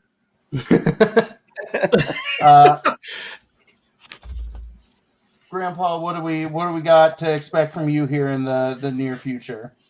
First off, I'm gonna hit up my IG is gonna have some pictures of this Venom that it was 3D printed that I actually painted. So nice. Very fun. The guys had a 10-inch version of this thing. Yeah, I wasn't gonna pay that money, but anyway. What I have got up, I've got a couple mystery boxes that from lower named, lower people, not famous, not popular. So that's the best. That's the thing that I've got coming up on my channel. So I'm going to try to do that. And congratulations, guys. It was very hard to judge this. And you both did an excellent job. And it was a very hard topic. So kudos to both of you. So, but, honestly, yeah. All right. Thank you, Rob. It's been fun. And I'll say in the same way that I've said something that I like about everybody, neither Robb Boswell nor myself were gifted with a entertaining, loving voice that we are talk both to Rob in, like that. in the realm Right. of the monotone. Right. But I love Rob's videos where he's very honest with the stuff that he gets. I love his engagement with the chat. I will, from time to time, still hop in and talk about someone being a hunt and pecker in the chat, because I think that's one of the funniest things that You got to tell what that means, though. it's someone who types like this. Yeah, hunts and pecks. He's a hunt and pecker. All right, but Rob, thank you. Sounds worse Thank than you it so is. much. So we'll talk about what else the folks have won tonight. And while I pull this up, I'll shamelessly plug the crossover exclusive cover again. That if you are interested in getting one of these sweet trade dress and virgin variants of crossover number 1 that are limited to 500 prints apiece, you can send me a message on the old Instagrams, and we'll talk specifics. And then in the other kind of lame, shameless self-plugging kind of thing, I've had a merch link up in my videos that nobody goes to. I forget that my Redbubble site exists half of the time, given the very effective level of marketing. But I figure to the channels that made it to the final round, y'all will get some sweet comic book poser merch. So look at how that goes on those models. That looks beautiful in the living room. I can finally sleep with Poser. Can I Yeah. get like a adult size onesie for myself or not? Yes. So Mo, you can go through and tell me what of any of these things that you are interested in, and I will send it to you as a thank you for 4 Thursday nights worth of your time. And then the same thing will be true for the Comic Burrito, but only one Fart of you pillow. gets to pick something. Fart pillow. I need a new fart pillow. You need the fart pillow. Yeah. But we'll do that. So I'll blow Mo up. Oh. Mo was like I said, watching you kind of debate over the last couple of weeks has been very, very, very entertaining to me from a growth perspective. That in debate number 1, the very first debate of the season, both you and Burke were honestly just kind of groping around to kind of figure out what this looks like. And then I can tell that you honestly were have become a student of the game, that, you say that you're nervous doing this, but then watching you kind of work, we get to see how passionate and persuasive you are. And I think that shows us a little bit of your true natured colors, right? That you are able to, be passionate about anything. You're able to communicate about anyone in very, very engaging ways, that it was hard for me to want to write things down from what you were saying, because I just wanted to sit here and be like, God damn, he sure sounds pretty when he talks. And I liked that a lot. So, yeah, it is weird. You're right. So, No, preach. You right. what kinds of things can we expect from Dudes Talking Comics here in the near future? Just trying to get into a nice rhythm, releasing content. I mostly do go live, trying to at least consistently go once or twice. Schedule's crazy. So I'm going to try to aim next week to be a bit more consistent. Probably go live tomorrow with TK's Batcave, and do some pop culture stuff, and just I'm still trying to figure out my niche, if that's what people call it. You know, I'm into comic books, but like I'm playing around with the whole going live with video gaming and maybe doing some stuff with my kids, trying to involve everybody with it. So yeah, just look out for that. I'm very active on Instagram, whether it's comic book related content or just funny memes. I'm just a regular dude having fun with this. And you know, most importantly, regarding the whole debate and everything, yeah, you know, I came in here wanting to at least win one round. I didn't even think I would even go this far into the championship round, which is awesome. I learned a lot, especially how to like go about debates and everything. So yeah, and I will start off nervous, but then I was like, you know what? Let me have fun. You know, especially the last round when we were going kind of at it. That was fun. I don't have anything personal against the Burrito Boys. He was talking wrestling. I was like, oh, I like wrestling. And I found that it was just fun. And it's a nice distraction, especially with this crazy, 2020. I'm not going to sit here and say, oh, but I said this, I should have gotten the win. No. Congratulations to the Burrito Boys. They earned it. They are the champions. And if I'm going to go in the championship against anyone, I'm happy that it was with them. So congratulations to them. And that's that. Nice. Well, and I'll say if you're looking for any kind of content you want to drop, look at some of the shit that you've talked about, particularly in the last 3 rounds. Find something that you're somewhat passionate about.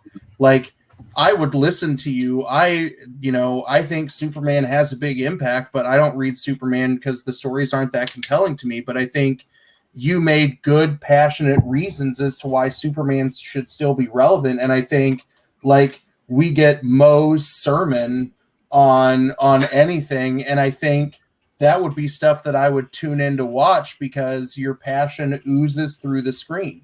So thank you.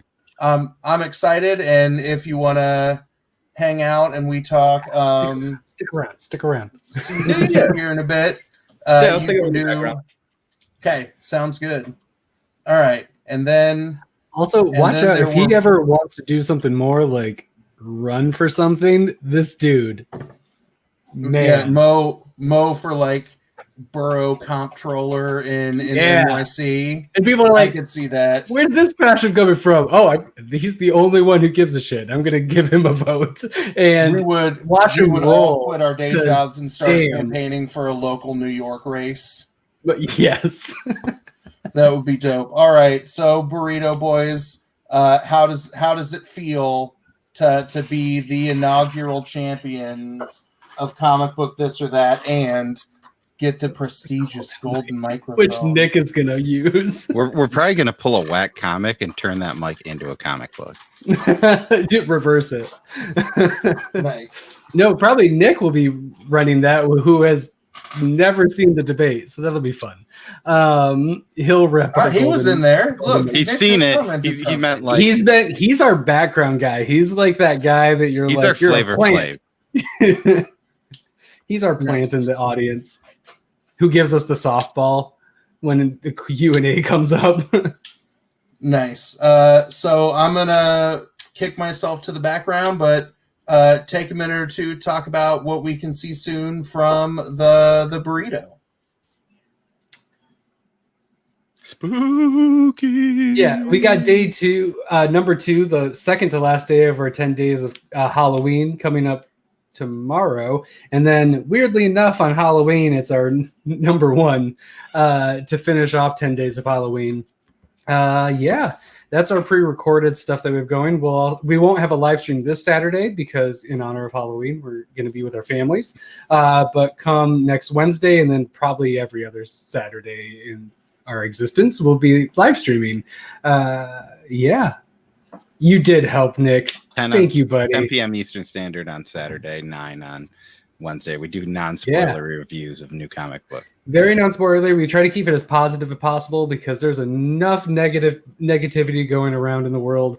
Who cares? Let's talk about what we love, and that's what we try to focus on, and not spoiling stuff because we like to talk about what's in the now, but we also want to include everybody. So you don't need to be scared about coming to our new comic book day live stream because we'll just tell you what we liked. We sometimes keep it too vague because we're trying really hard to not spoil stuff, but we talk about it, and it's a lot of fun. I love our place. We have a really fun Discord too. You should go to our channel and then check out our Discord. It's like my favorite thing on the internet. I love our burrito people. If you're in the audience, which I know a few of you are, thank you. You're the best. And yeah, if you want to leave us ideas on stuff we should talk about on recorded episodes, we're starting to try and figure out what we want to do now that 10 days of Halloween is over. Yeah, so we're going to try to book recommend. We're going to pivot and do something new, hopefully. Come back, poser. Perfect. It's like the couch. I was letting you vamp enough. So I guess I finally have to say something nice about the burrito. It finally happened. Everybody else, yeah. But these guys kind of drove me to want to move away from my blog and to start making some videos actually talking about comic book things. I remember one night when I did some random ass unboxing in my murder hobo lit master bedroom closet. I was like, yeah, I went live and opened this box, and Nick was like, oh shit, we just started our live stream on Twitter. And something like 4.5 hours later of just sheer chaos of Nick looking at the camera and going, make us fight about something. Man, they've really been here that they've been some of the most entertaining people that they've been. Honestly, I think the folks that I've gotten closer to that, I've fallen asleep on their streams many times, like that. Once while watching wrestling with us.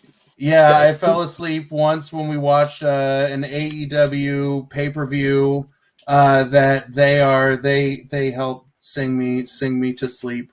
But I like that we can sit down and shoot the shit about just about anything, or I've heard some people say that they try and talk like channel growth strategies or content strategies with people, and folks try and keep their hands close to their chest. And between the three of them and me, we're all like, fuck, I don't know what to do. Let's just go do some weird shit on the internet. And it's been fun. Let's go have fun. Yeah, it's been fun to bounce back and forth with them. That I think, for as terrible as 2020 has been as a shit show of a year, I think getting to hook up with these guys definitely gave me some kind of sense of purpose or entertainment at the end of throughout the quarantine, where I was struggling with some big mental health shit since teaching became very, very fake during then. So I want to say thank you all for what you all have done for me. I want Poser to sleep watch an episode of Whack Comics. Amazing. Or what you got to do is just...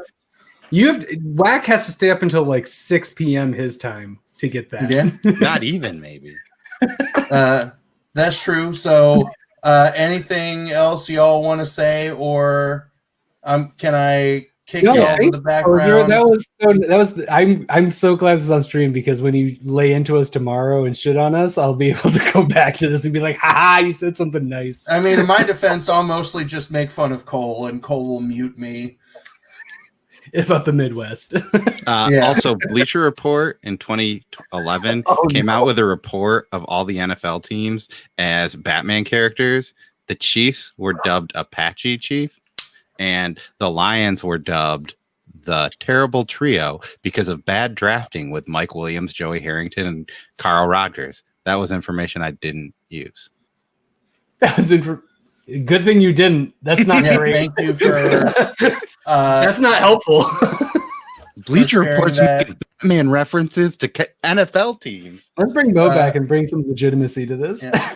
So I'm going to kick these boys backstage and wrap up the last phase of this before maybe we sit here and start drinking and talking about more things. But I see that our actual champion has made it into the stream. We've never got to see him on the stream.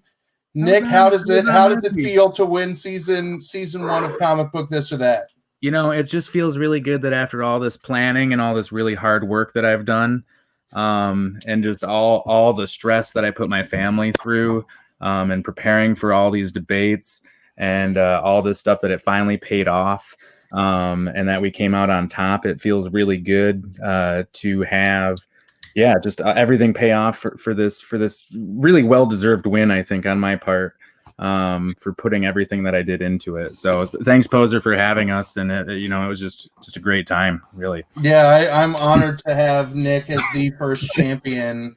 That I don't know who those other two clowns were. That we know that you really were the puppet master behind the scenes the whole time. They did a good job. They did a good job. They really did. And Mo did a great job. It was a fun one to watch. I had my wife watching tonight, and mostly because she just kept like looking over, and I'm like, I'm gonna take the headphones off. If you're gonna watch it on mute, you're gonna just watch it. So is this your wife, the one that said hi? I don't know what your last name is. No, my last name's Khan. No. Oh, I should know that, because that's what it is on Twitter. Good God. All right. So congratulations for single-handedly winning the season. We are all better for getting to have seen your excellence. So I will say that I am saddened but excited at the exact same time in terms of putting this to bed. That I knew I had this idea of putting together some kind of structured debate that I, deal with 13 or 14, 15, 16, 17-year-old kids and try and get them to learn how to argue in technical and persuasive ways about the most serious issues of our day.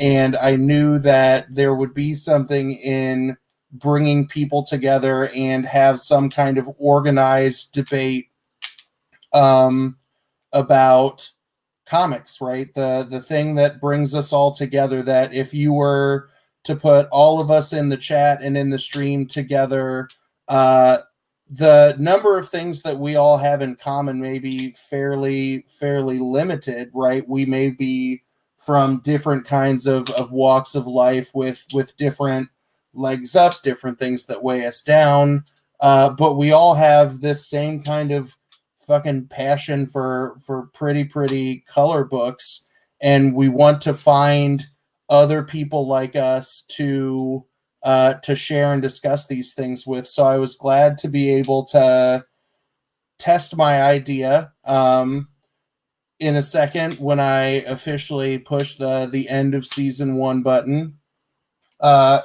I'll bring everybody who's hanging out in the background back in, and I'll kind of share some of my thoughts on what I want to do for season 2. And I most definitely am interested for the perspectives of those of you in the chat as well, to see what would make this more engaging, more interactive, more watchable for you, because this is something that I want to keep doing, right? This is my other passion at school. I'm passionate about teaching kids how to use their voices, their words in a productive way to hopefully create change. And I think it becomes fun to take those same kinds of very serious skills that I use with students to then come back here and go, all right, nerds, let's have a real argument.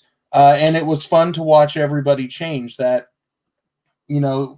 watching how this season evolved over time, it was beyond what I thought was kind of possible. And I think that's testament to all 16 of the channels who were willing to donate some of their time to hop on and shoot the shit and participate. I think it's a testament to everybody who is willing to show up and judge, right? And be that voice of criticism in the back of the room that people either agreed or disagreed with. But then most importantly, I want to say thank you all to the chat that, we've seen the same kind of clusters of people show up. We've seen new people show up week in and week out.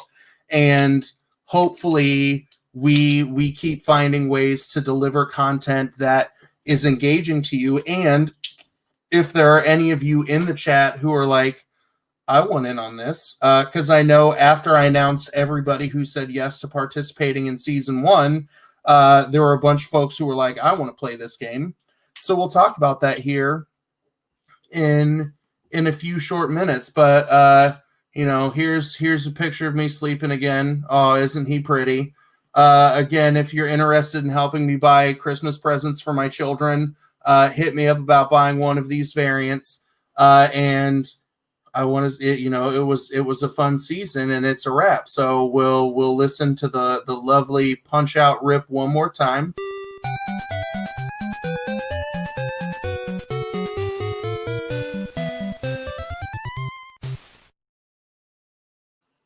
All right, now we'll bring everybody else who's still chilling back in. Cole's doing his best poser impersonation, although he's falling asleep angularly off camera, so we can't see him sleeping. So at least I have the discipline to fall asleep in frame. Dude, I don't know how you sleep like that. I tried doing that. That's so dang uncomfortable, my dude. I know. Yeah, right? I got. The whole time I was watching that, I was like, your neck is going to be so sore the next day. So I'm gonna listen, but I've been sitting here and drinking and talking, and have not been able to take a Todd pee break. So I'm gonna mute myself for a second. I'm taking one now. Oh, I'm always paying. I'll save my big announcement then. Okay. So what I want you all to kind of talk about quickly in terms of the format or the topics or the way that we ran episodes, what were some things that you would not want to change from season 1 to season 2? So what were some good things that should be a constant in the way that the bracket there should be a bracket. Yeah, exactly. That's exactly. Yep. Definitely a bracket. Bracket. Because in order to be 1, 2, 3, 4, all the way to 16, there's no really way to determine that. So the way you did it, that you had 16, and then you just shuffled it. Made it fair. So that was a good thing to keep. So It made this happen because it could have been you and us in the first round. It's just random. This could have been done first round. It could have been when TK had to leave for the vacation. It could have been me and him in the championship. Yep, exactly. And that's just out of thin air. So the bracket system works and the shuffling system works. TK Levine broke my bracket. That's how I lost by 1 point. Oh. So yeah, that we could keep going. The only thing that I would change, because he's gone, who cares? The only thing that I would change is topics also are random, and they're just given out. There's no back and forth waiting for the other person. There's a pool of topics. Those go around the wheel too. They're given out.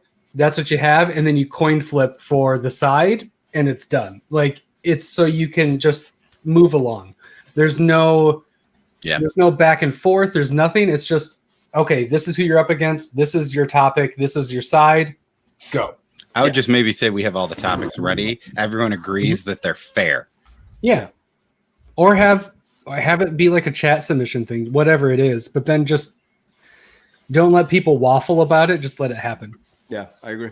But the championship getting to decide the topic is pretty cool. I would repeat that. So that was awesome. It was fair, even though there was like a little miscommunication of what it was. It was like, okay, boom, boom, that's what it is. Let's go for it. Hey, next Thursday, 100%, we're gonna do it. Yep. The other thing that's a bit tricky, and let's all agree, we don't all have the same schedule. The one thing that kind of delayed things and kind of brought it down a little bit was round 1. Everybody goes. Round 2 was like 3 weeks later. Yep. Because all of a sudden they were like, "Oh, I wasn't ready to go round 2." Like, yeah. But that's tough because all of us have different responsibilities. Even myself, it was a miracle that I was able to get these Thursdays going. So maybe a way to make it a bit more consistent. It's tough to plan out. Like in the first round, you have to be like, I could be in this for the next 6 weeks. That's tough when you're like, what are the chances I'm going to be in this for the next like that amount of time? But it would be nice to be like, it is what it is. You got to go for it. If you commit, that is what it is. Well, hey, I was gung ho at the beginning to judge every single one of these, and between work and everything else, I just didn't make it. So, I mean, that's what it's like. It's nice to say to that you're going to do it, but then it's just hard because it's 6 weeks. That's a long time. Like, and also one thing, again, everybody has their responsibility. Anything can happen. If me and Burritos are going in the second round, me and Burrito agree it's going to be Thursday at this time, I can't show up 5 minutes before showtime and be like, something happened. It should be, and mind you, emergencies happen. Let's keep it real. Yeah, for sure. Because then Poser has to go crazy, look for somebody. No, it should be, you know what, you're out, you automatically go to the and just move along. Yep. That keeps the flow of it going. Because it is what it is. You can't do anything about it. Yeah. I'm writing that one down too. I would say like maybe the judges wear less purple. The judges wear less purple. Also, real quick, everybody gets a haircut. I thought one of the prizes but was it's purple real. Oh yeah, what? Yeah, what? No, I don't. I could have swore I saw that. That was just Greg. He's gonna send it to us though. He said he'd send it to us. Someone go to Bearded and steal his belt from him. Yeah. No, I decided to go with something speaking oriented. So love you too. Lee, thanks for stopping by. Go eat lunch. Bye, buddy. But I wanted to go with something speaking related, so I figured a golden microphone would be something kind of cool and symbolic that people could play with. Yeah, I could go buy a $9 WWE belt. Oh shit! Yes. My other ones are buried in the basement. I only have the main boy. Nice. You got both? Is it SmackDown? Oh, he's got both coppers. He's got both pennies. Mo, bringing the heat. I'm telling you, when Cole brought those names, was like, I'm into WWE too, bro. So I'm Seth Rollins now. I think the judge interaction question period worked out well. I would keep it. Yeah, I like it. And it forces the judges to stay kind of focused because they know that they're going to get called on to. Yeah, right. That's cool. Yeah, that'd be cool if that was a mainstay. I was like, oh crap! I gotta think of a question for Comic Burrito. Oh crap! Oh dang! Yeah. Yeah. Lee wanted us to know that he's not rude. That it's lunchtime in Australia. Lee, he's obviously a huge jerk. Yeah. Yeah. Everybody knows that. Yeah, everybody. So quick question. Yeah. Since this is season 1, season 2 is coming upon us. Probably there's going to be more people that want to do this. It's going to be very hard to get just 16. What if there's 18? Is there a wild card round? So I've thought about two or three different things to do. Because like I said, when I did my partial haul stream yesterday, that all of the people that I picked for this first season were people that I feel like I already had some kind of established relationship with, and that you would probably say yes to the opportunity. And then B, they were people that I thought were smart or entertaining in their own right, and I felt kind of like Emperor in the Roman Colosseum in terms of like picking people. And Ace has a good point of one of the things that I talked about in that stream yesterday, right? That while we had some racial diversity, right? We had one woman, and it was Stephanie, who was tied to Bruce. And that's one of the things that I've been piss on Bruce.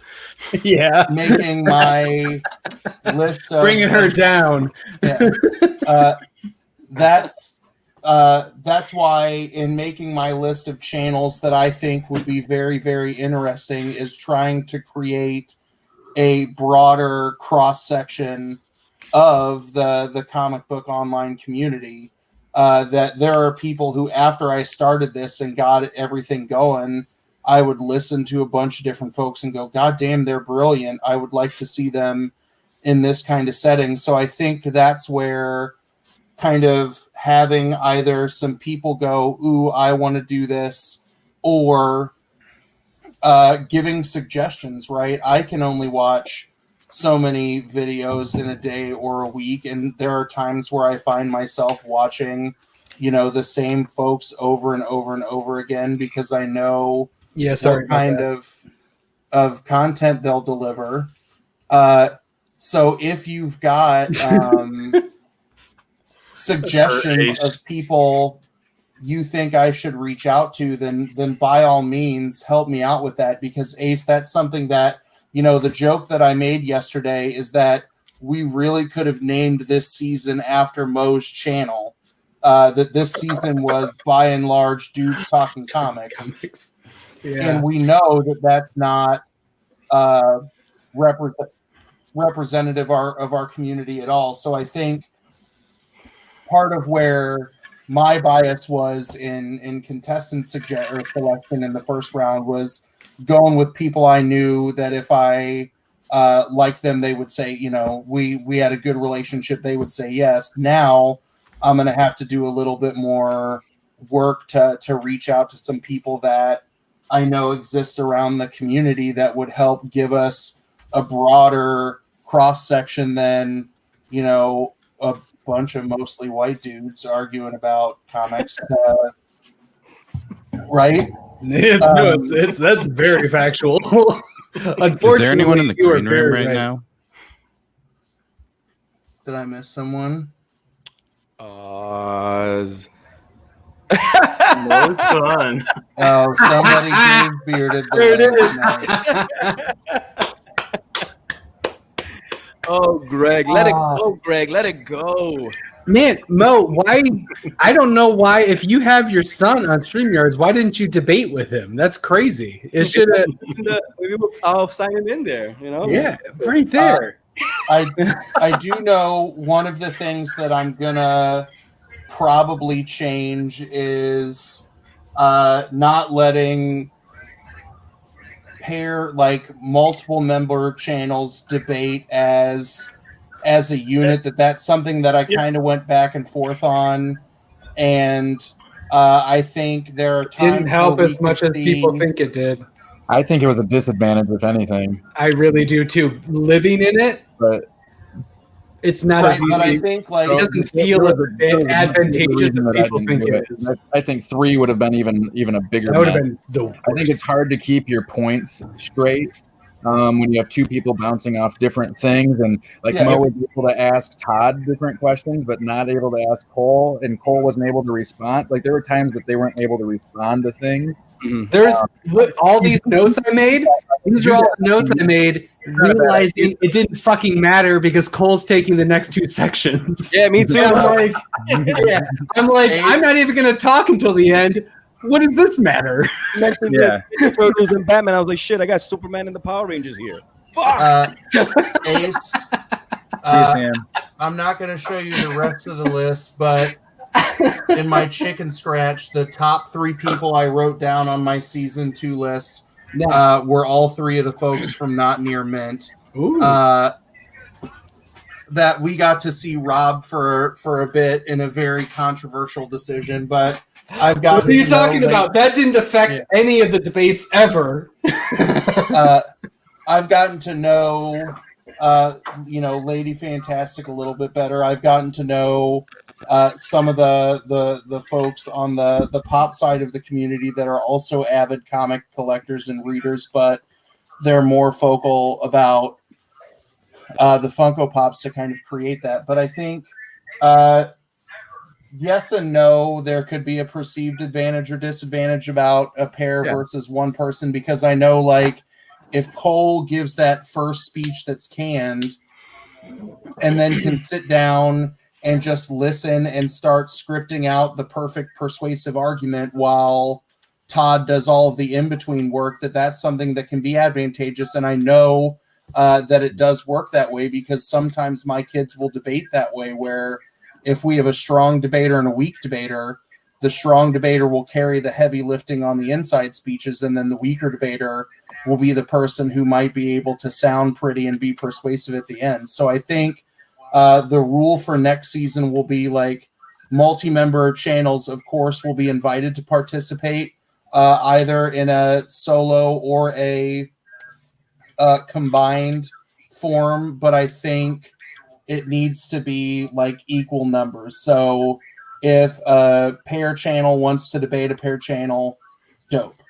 And I think, if the individual wanted to consent to debating a pair, I would be okay with that. But I think eliminating kind of the perception of the structural Let me ask you this, advantage. Roger. Would you be thinking of having, like, would there be 2 Comic Burrito teams, or would Cole and Todd be able to like take turns as they would only get to be on one at a time, but they could take turns doing it?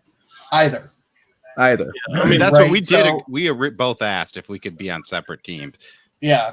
And originally I was like, nope, we're trying to make this work quickly. And that was my first trying kind to keep of it down gut. to 16, and then that'd be just my opinion on this, because I had to face 2 teams that were 2 people versus 1, and I tried my best not to let that dictate how I go about things, but it is, and I'm not, listen, this is not taking nothing away from anyone, because I did end up moving past Bruce and Stephanie, but I could be on my own here while one of them are like giving each other info and stuff. It is tough. So I think it's either, if you have a team of 2 or 3, this is not taking anything away from these guys. It should be like, hey, I can represent us for this debate. I move on second round. You can debate us, or the other way around, if that makes any sense. Mm-hmm. It is tough. Yeah. And I think it's an either or, right? That like Ace's suggestion was folks from not near Mint, right? So they would have the option to either participate as like a coalition where they each take turns opting into a debate, or they are, the member of the tag team in a solos match, where you may have to hit each other. In terms of playing with like wild card matches, the 2 things that I've thought about were either getting as many channels as wanted to participate in and have it to a reasonable number where we would have like a partial first round for people to earn their way in, like in the NCAA tournament. But the other thing that I also thought about was if we got up to a certain number, like 64. Sometimes the first debate is just awkward, right? Nice. So if it takes you a while to get your leg in, and you can't perform in that first debate inches better than someone else, you're done.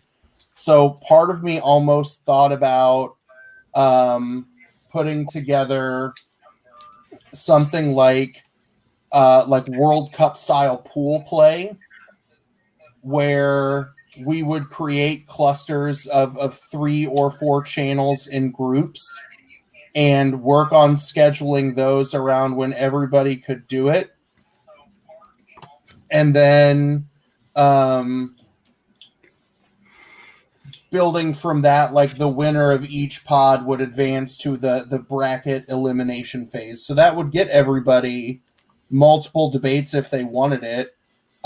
It would let us set a more kind of rigid schedule that Mo is into, right? That Mo suggested that we could go, here's the episodic schedule for the group stuff. Maybe we take a break between the group phase and the elimination phase and work from there. That I think that could be something that could be interesting based on the number of people who get involved. That it could either be a bunch of smaller groups that have round robin competition that would all be randomly selected together and seated together, or if we've got 20 people that want to do it, then 17, 18, 19, and 20 get randomly seated into a wild card round to fill into the bracket. So I'm down with either of those. In terms of topics, I think in some of the conversations that I've had with all of you, either individually in the weekly episode group chats that we put together, that kind of stuff, that's where I kind of struggled, was to create some topics that were fair and balanced. So instead of having the full this or that thought out, what if I just started with a bunch of different stems, like, you know, best team, you know, best superpower, like those kinds of generic things, and then the contestants would get to pick their side when we got there, so I wouldn't have to think up 64 topics, because well, have instances team contribute a topic, and then their topic could get randomly assigned out. So everyone's got a topic in the pool, and then like it goes on the wheel. So you may not get your topic, but at least you contributed one topic. And if you get it, it's the risk. You have to be kind of fair, because you might get it and you don't know what side you're going to get on it, because you have a stake in the game. I like that. That's a good idea. That's good. Because even like just making people pick, it's still going to take time for people to actually figure out. Well, make sides. If a topic is chosen by each team, make the side random. So that way they can't skew it. They can't be like, well, I hope I get this side. I might get the other side, so I need to make sure this is like a balanced question. And I think that's something that now that we have... And then it's not incumbent on... It's not incumbent on Poser to come up with all the creativity. You diversify and let it pull from all the group. Yep. Yeah, because we all know Poser sucks. Yes, 1,000,000%. Dodoy. And I think like that... Pizza Cat and what was it? Lion Cat and Pizza Dog. I was watching Pizza Cat. I was like, Pizza Cat. But like, I think now that we have a season's worth of people who have competed and people who have judged and people who are in the chat, I think we can get some good ideas from all over the place in terms of everybody kind of dictating what they think are good and fair. And then if we have that list of topics before we do the random seeding episode, we've got the list, and now everybody knows that they should be a little bit more proactive to look at it, to offer some tweaks, because there were a couple of topics on the list that got changed as they ended up in the 3-topic cluster for people. Flash and that tended to happen after people saw the role that the chat could play in debates, right? That even if you were right, it didn't necessarily always trump the popular, which I think is something that is inevitably difficult to deal with no matter.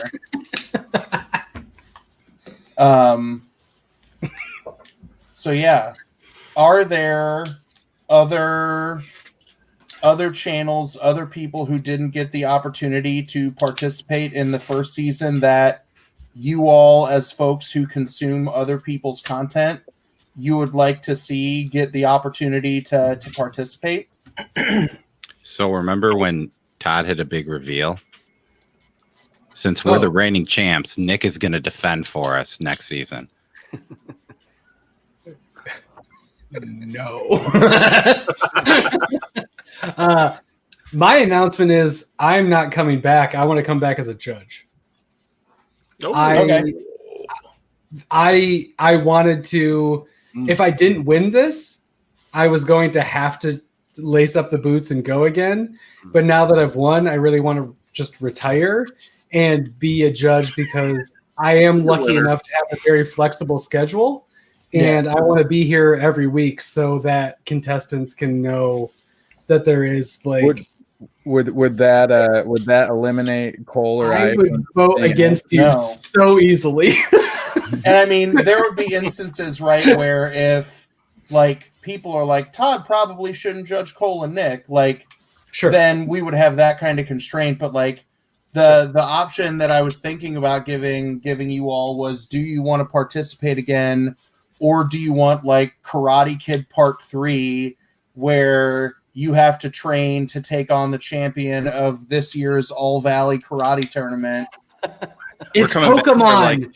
It's Pokemon. We're the League Master. Yeah. At the end. We call the Rock Gym. Part 1. Either way, I want to judge. That's all I want to do. Because I've been jealous of Robb and Rube and Justin this whole time because I'm like, that's the gig I actually really want. This is fun, but I really want to judge. Or maybe if we have 16 and for some reason you have 19, but you can only fit 16, maybe we can give the option of like, hey, who wants to judge? Yeah. You know, That you want to be involved. too.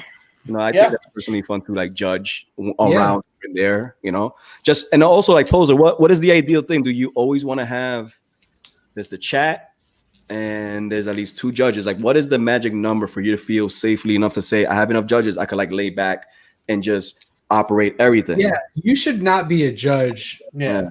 Ideally. Well, like ideally I wasn't gonna do it tonight, but something came up for Adrian that he was gonna be the 4th judge. I thought he was gonna be in it. I have a question. Here's the other question. Let's just say you weren't a judge and it was a 2-2 tie. Also, what would have been like the tiebreaker, or like how does that work? Well, there wouldn't have been a tie because there would have been an odd number, right? So if Adrian would have showed up, then Adrian would have been the 4th on-screen judge, and then the chat would have been the 5th. So in that instance, like I would vote in the chat vote to break a tie. You're just like a click. Yeah. Because I think, you know, leaving me in a producer oriented role makes MC. or an MC, it makes it easier for me to kind of flow through some things here or there instead of like, oh shit, we have to stare at Todd who's pulling a chaos for 15 seconds because he's done with his speech early and I'm writing down the last couple of sentences of what he has to say. That I think an ideal world is having 2 people in the chat or 4 people in the chat. That way we get that odd number, because I'm aware that we've had some people that were good, consistent, predictable decision makers that we felt were neutral throughout the season, right? That I think But then I also think that there were instances where, you know, someone would vote one way and we would all just kind of sit there like this and be like, what? Yeah. So I think having a consistent stable of judges would be something that would help, right? So like, I know if Todd's like, I want to show up every week to judge, right? Then that means I only have to find one other person who comes in, or if we've got people that rotate in and out for debates, we've got a stable of predictable people. Because watching what really changed after the first episode of this was as people listened to Birch and Boswell give their decisions, they started to go, here's how we need to communicate with a judge. And I think having a sense of stability in terms of who is adjudicating aside from the chat, what help do we get from that? Yep. No, exactly. I need to know. That's what stressed me out the most, was I didn't know who was coming up. So I had to worry about what was in my background. I had to worry about what shirt I was wearing. I had to worry about all these different things and like what point was best and all that. It's like, I just want to be able to debate. Yeah. And I like the chaos, but the chaos needs to be consistent if the chaos is going to be there. It's okay to have that chaotic judge there, but when you don't even know if they're going to show up, you're like, should I take this book off of my shelf? Like, I don't know if that's going to ruin it for me. So it's just tough when it's like... or do we all need to debate like Les Mis, where this is every speech the excessively large headshot with no respect to... So Batman's really cool because... Oh, what do you mean, Monsieur Shaquille O'Neal? What do you mean, bro? But the cool thing about Shipper is that he named his daughter after himself. That's kind of cool. That's a George Foreman thing. He ripped that off. But you know you're in trouble when one of the judges starts stating your argument for you. You're like, oh, I don't have a chance because he's already making argument points on behalf of the other team. Uh-huh. This is what I liked about Chaos and I's debate, because we flipped a coin at the beginning. We didn't know who we were defending until we even started. Well, I was like, that was awesome. I like that a lot. Yeah, I like Ace's suggestion of, instead of randomizing for sides, you get the topic, and if you've got, a week or weeks to know what your topic is, then the coin flip becomes one of the traditional things that, like, in one of the forms of debate that I coach, there's a coin flip at the beginning, and you get to pick which side you would like to be on, or if you would like to speak first or second. So you're prepared to speak on either side, because 9 times out of 10, the people who win the coin flip pick to speak last, so they can kind of control the end of the debate, unless it's a topic that is inherently biased. So I really like Ace's suggestion, and I think, Ace, you are someone that, if you are not following me on Twitter or Instagram, follow me, because your head is a lot of where my mind is at too, where I wanted to try and use some of these structures that my students use, but also try and leave it vague to the will of the body. But Ace, every suggestion that you've given has been solid fucking gold. And you are someone who I would like to chat with as well on how to evolve this in the future. But yeah, the only thing I would say is that picking sides is fine, as long as the question is directional. That question was such a mess, because it was just like, here's 2 names. Yeah. Choose what you want to do in regards to those 2 names. So topics plus what's the point of the topic? Little more Superman, Batman, impactful, iconic. Iconic. Yeah. and I remember those guys are in comic books. Yeah. What? Let's see the tape. But I think I went back and I was like, shit. Yeah, exactly. I looked up the definition. I was like, who prepared, right? Because if you see a topic and you're like, oh shit, I know, I just want to talk about, how awesome the Terminator is, then you show up and it's not your topic, then you're kind of screwed. And sure, it becomes shit show of content that is hard to watch, but I think we saw that happen less and less throughout the season as everybody was coming more prepared in different ways. That, again, I think everybody who definitely participated in the second or third or the final round of this kind of raised the bar higher in terms of some things to do. So those are good suggestions. Where my head is at in terms of time frame is to take the month of November off from this, and like, I'm getting an itch to do some creator interviews and things like that. So I think I'll still stream on Thursday nights on shorter fashions, but I want to interview some folks in terms of some stuff that I've been reading, that school has really crushed my ability to do that. And I would, December 1, we can go take a break the week of Christmas, and that gives us enough time to sit down and talk to participants, give everybody the chance to kind of buy in with topics and things like that. And I'm down for an open invitation. That the first thing that I'm going to do is, in our group chat from everybody who participated in season 1, the question I'll ask in there is, do you want to do this again? If you say no, you're not going to hurt my feelings. Right. And then I'm going to start contacting other folks that are on my list. And we find kind of the best way to manage it based on the number of channels or individuals that participate.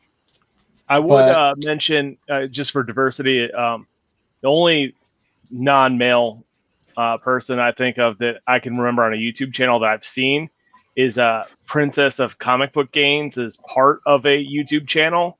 So yeah, but I think she's spoken once on camera for them. Like I've got 3 or 4 female or non-binary led channels on my list. So I think my Short box, Lady You Fantastic. would do it if it has superheroes. yeah. No, Nat will force Nat to do it because it'd be hilarious. Yeah. But I think like I've got a broader network of people that I'm watching or interacting with throughout the week now versus whenever this shit started in like August, like the beginning of August. Yeah.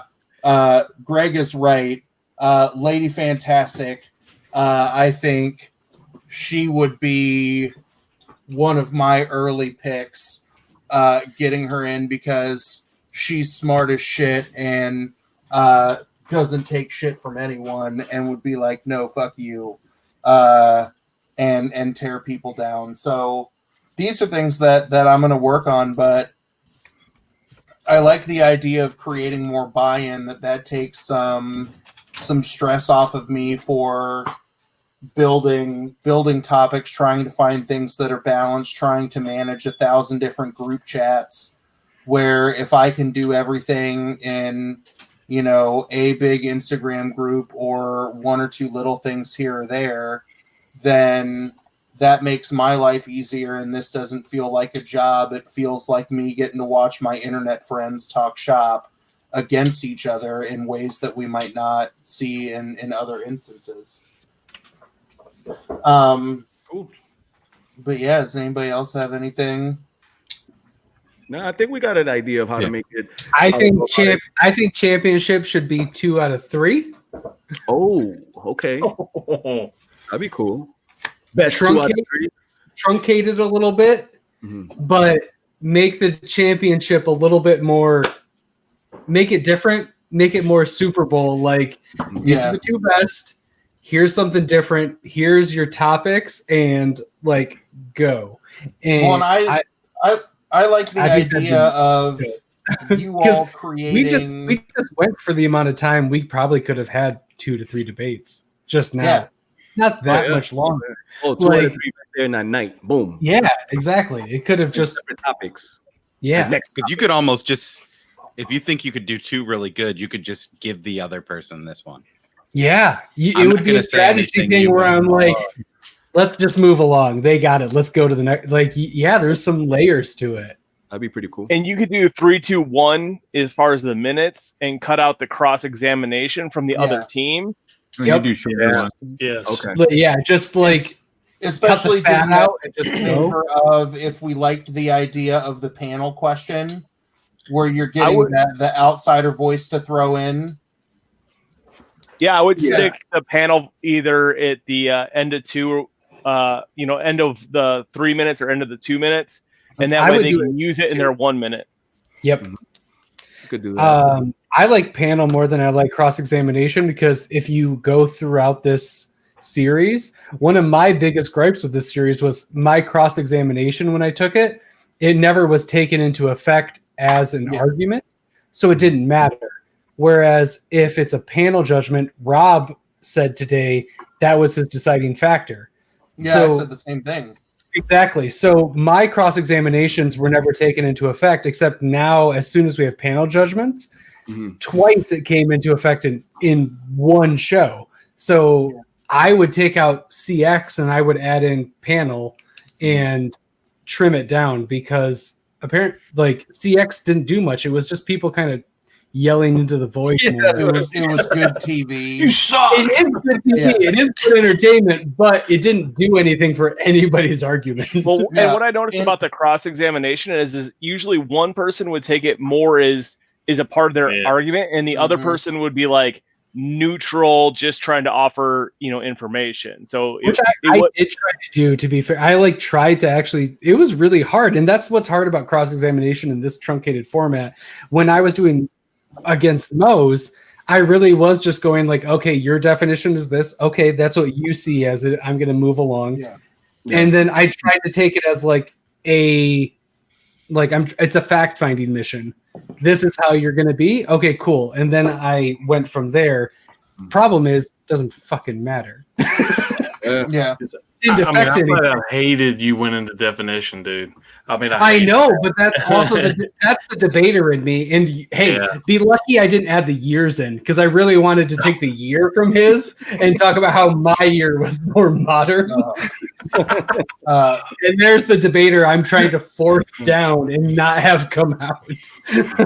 Where the panel question too becomes more informative is if both of your judges are asking similar things, that tells you where their head's at going into the decision, and it can help you reorient something. Like, I think if we would have had panel questions early on, would that have changed the way that someone like Biggie debated, right? Yep. Because when he thought he was miles ahead of everybody, I mean, I was there. And I would have asked him a question that probably would have changed my end output just from his answer, just knowing him. Yeah. I honestly. But no, this is good stuff. What I'll say to all of you who are here now in the chat or on the screen, feel free to DM me, holler at me, any of the suggestions that you've got, and I'll take those into account. Ace, looking at your suggestion makes sense in a world where we can all adhere to turning things in on time. But I think, like, for pre-recorded arguments to work logistically, it would be a little bit more difficult because people would have to record and edit their videos and then get them to me to be able to show in the stream.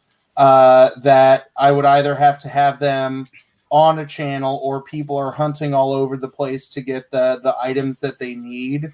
So I don't 100% disagree with where you're at in spirit.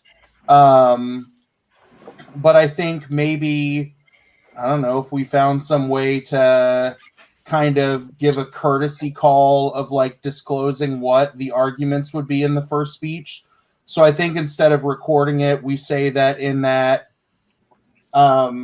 chaos of prep time, like if I said we will flip the coin, you know, if I start the show at 7:30 and the first debate doesn't start until 8, if 7:30 is the coin flip and preparation time, then there could be some time for people to interact. But like I said, I think that's really good. TK, your job is to come up for some buy-ins that people have to put on the line. So, like, you know, Cole has to shave a Hitler mustache onto his face. But also, I'm going to go to bed. It was great. Yeah. Thanks, everyone, especially the judges. Yeah. I'm really tired. So, bye. Good night. I'm thinking the same thing because I got to do some prep for tomorrow. I think we really need to just. How do I do this? I will say I love everything that Ace is bringing to it because it's how I felt at the beginning of season 1. So I'm curious if she sticks around through the end of season 2, if those feelings are still there, because I had these grand ideals for season 1 and they got demolished week after week about how it's going to go, because this isn't debate in the normal sense. This is way more close. This is way closer to a political debate than it is an actual high school college debate. This is functioning off of feeling. This is functioning off of, oh my goodness, bias was such a thing we had to fight over. It was it's a whole thing. So it's a whole different like minefield than I was ready for, because week 1 I came in prepared and I got roasted for acting like a debater. It was rough. I came in like a debater and man, did chat hate me. My God. Like, he's reading notes. I'm like, I'm reading notes because I prepared prepared. But That did What a not go. nerd. I would have done notes too. Yeah. And it just slowly devolved into, okay, this is how it's going to be. And I love this idea, but when it comes down to it, this is 15 minutes. It's never going to be that ideal. I do not. You shut up. I like that. That's why I can't look at the chat during, because it's a whole. Oh, you have to delete your YouTube channel. But the chat is only one vote, essentially. One vote. Yeah. So. Go back and rewatch the original judges. Rob was very consistent. Justin was very consistent. Every other judge that was out there, it was chaos. You didn't know what reason you were going to get. Lost in Comics lost because they were defending Reverse Flash against Joker, and they had a Joker short box sitting behind them. Mhm. That was what we dealt with in the beginning. That put the fear of God into all of us. Ace, don't be so dismissive of where your No, it's great. suggestions are, because It's wonderful. sure, you haven't done this in over a decade. Neither has Todd. And Yeah. my problem is I'm so ingrained into this as it's my daily life that I'm going to overlook or assume a bunch of things that I shouldn't. So, like I said, Ace, if you are interested in helping out in any way, that I'm all about putting together a group on Instagram or Twitter where it's just, let's collaborate, that if myself and my stable of judges kind of collaborate on some of these structural decisions or things like that, then it's not just me going, yeah, I fucking think this will work. Let's go. Well, you know what my say- problem is I'm from Kentucky, so That is a big problem. And I'm 10 Kind of days an away uphill from battle. I'm 10 days away from being 40, and I did never debate in high school or anything like that, or college. Yeah, and that's what's kind of cool about this is, like, I went in with a bunch of preconceived notions, and it honestly, I always wonder if we included Nick, how this would have went, because Nick is the opposite of me. There was no preconceived notions as to what debate was at all, and it would have been interesting to see how things would have went if Nick was like a part of it, because it would have been that weird balance. I think in this format, I would have flourished greatly. I think I would suffer in an actual debate because I've never done actual debate. However, Yeah, that's why I argue a lot. So I would probably struggle maybe with prep work and just general lack of knowledge from not being into comics as long. But as I would have most funneled that into you, and then Yeah. you could have went from there, which would have Well, I been think- it probably would have worked great. Right. I think research would have helped with that too, right? Like, think of my Yeah. debate of me versus Greg, where it's like, I don't know a fucking thing about Robin or Yep. who any of these people named Dick, Rick, Tim, Blick, who any of them are, but I know Dick, enough, Rick, Tom. and I know how to structure an argument. So I think it's that kind of stuff. So we've been going for 2.5 hours. I know you Eastern time zone people are sleepy. Midwest, So here in the Midwest, the Midwest is not. Midwest is getting late. Guys, have a good night. Season 2 should be dope. I'm yeah, excited for it. Just let us know what's up. Mo, yeah, you're going to I'll be send on out the stream soon, right? Because we talked about that. Yeah. Let me know. Definitely. We'll trade off. by Mo. I've been watching you guys, and I enjoy the fact that every time you guys go into comics, you have like this little singing voice. I was like, whoa, golden mic right there. Yeah. Yeah. So we need to do a trade of channels, because I would love to talk more with you, and then do a Yeah, little. definitely. Let's do that, Cool. and we'll go from there. Other than that, have a Cool. good night. You Poser, too. season 2. Let's do it. Take care, guys. Yeah, I'm gonna send out an Instagram Bye. message to everybody in season 1, and then I'm gonna reach out to other folks. But I want to say thank you to everybody who's watched. Thank you to all of you for donating your time. That this was a lot of fun to get to do what I do with a clean slate of people who think they know what they're talking about, but don't really know how to structure it in a way that's not like, no, fuck you, here's this book, it's blah, blah, blah, blah, blah. So I like that, and I think if we take what we did with this season and steer it more effectively and create the things that we know that we're capable of, then I think everybody's right that season 2 is going to be killer. So I will end this in the same way that I end literally every time I'm on the screen. To everybody who's on the screen or in the chat, thanks for stopping by, and have a good one.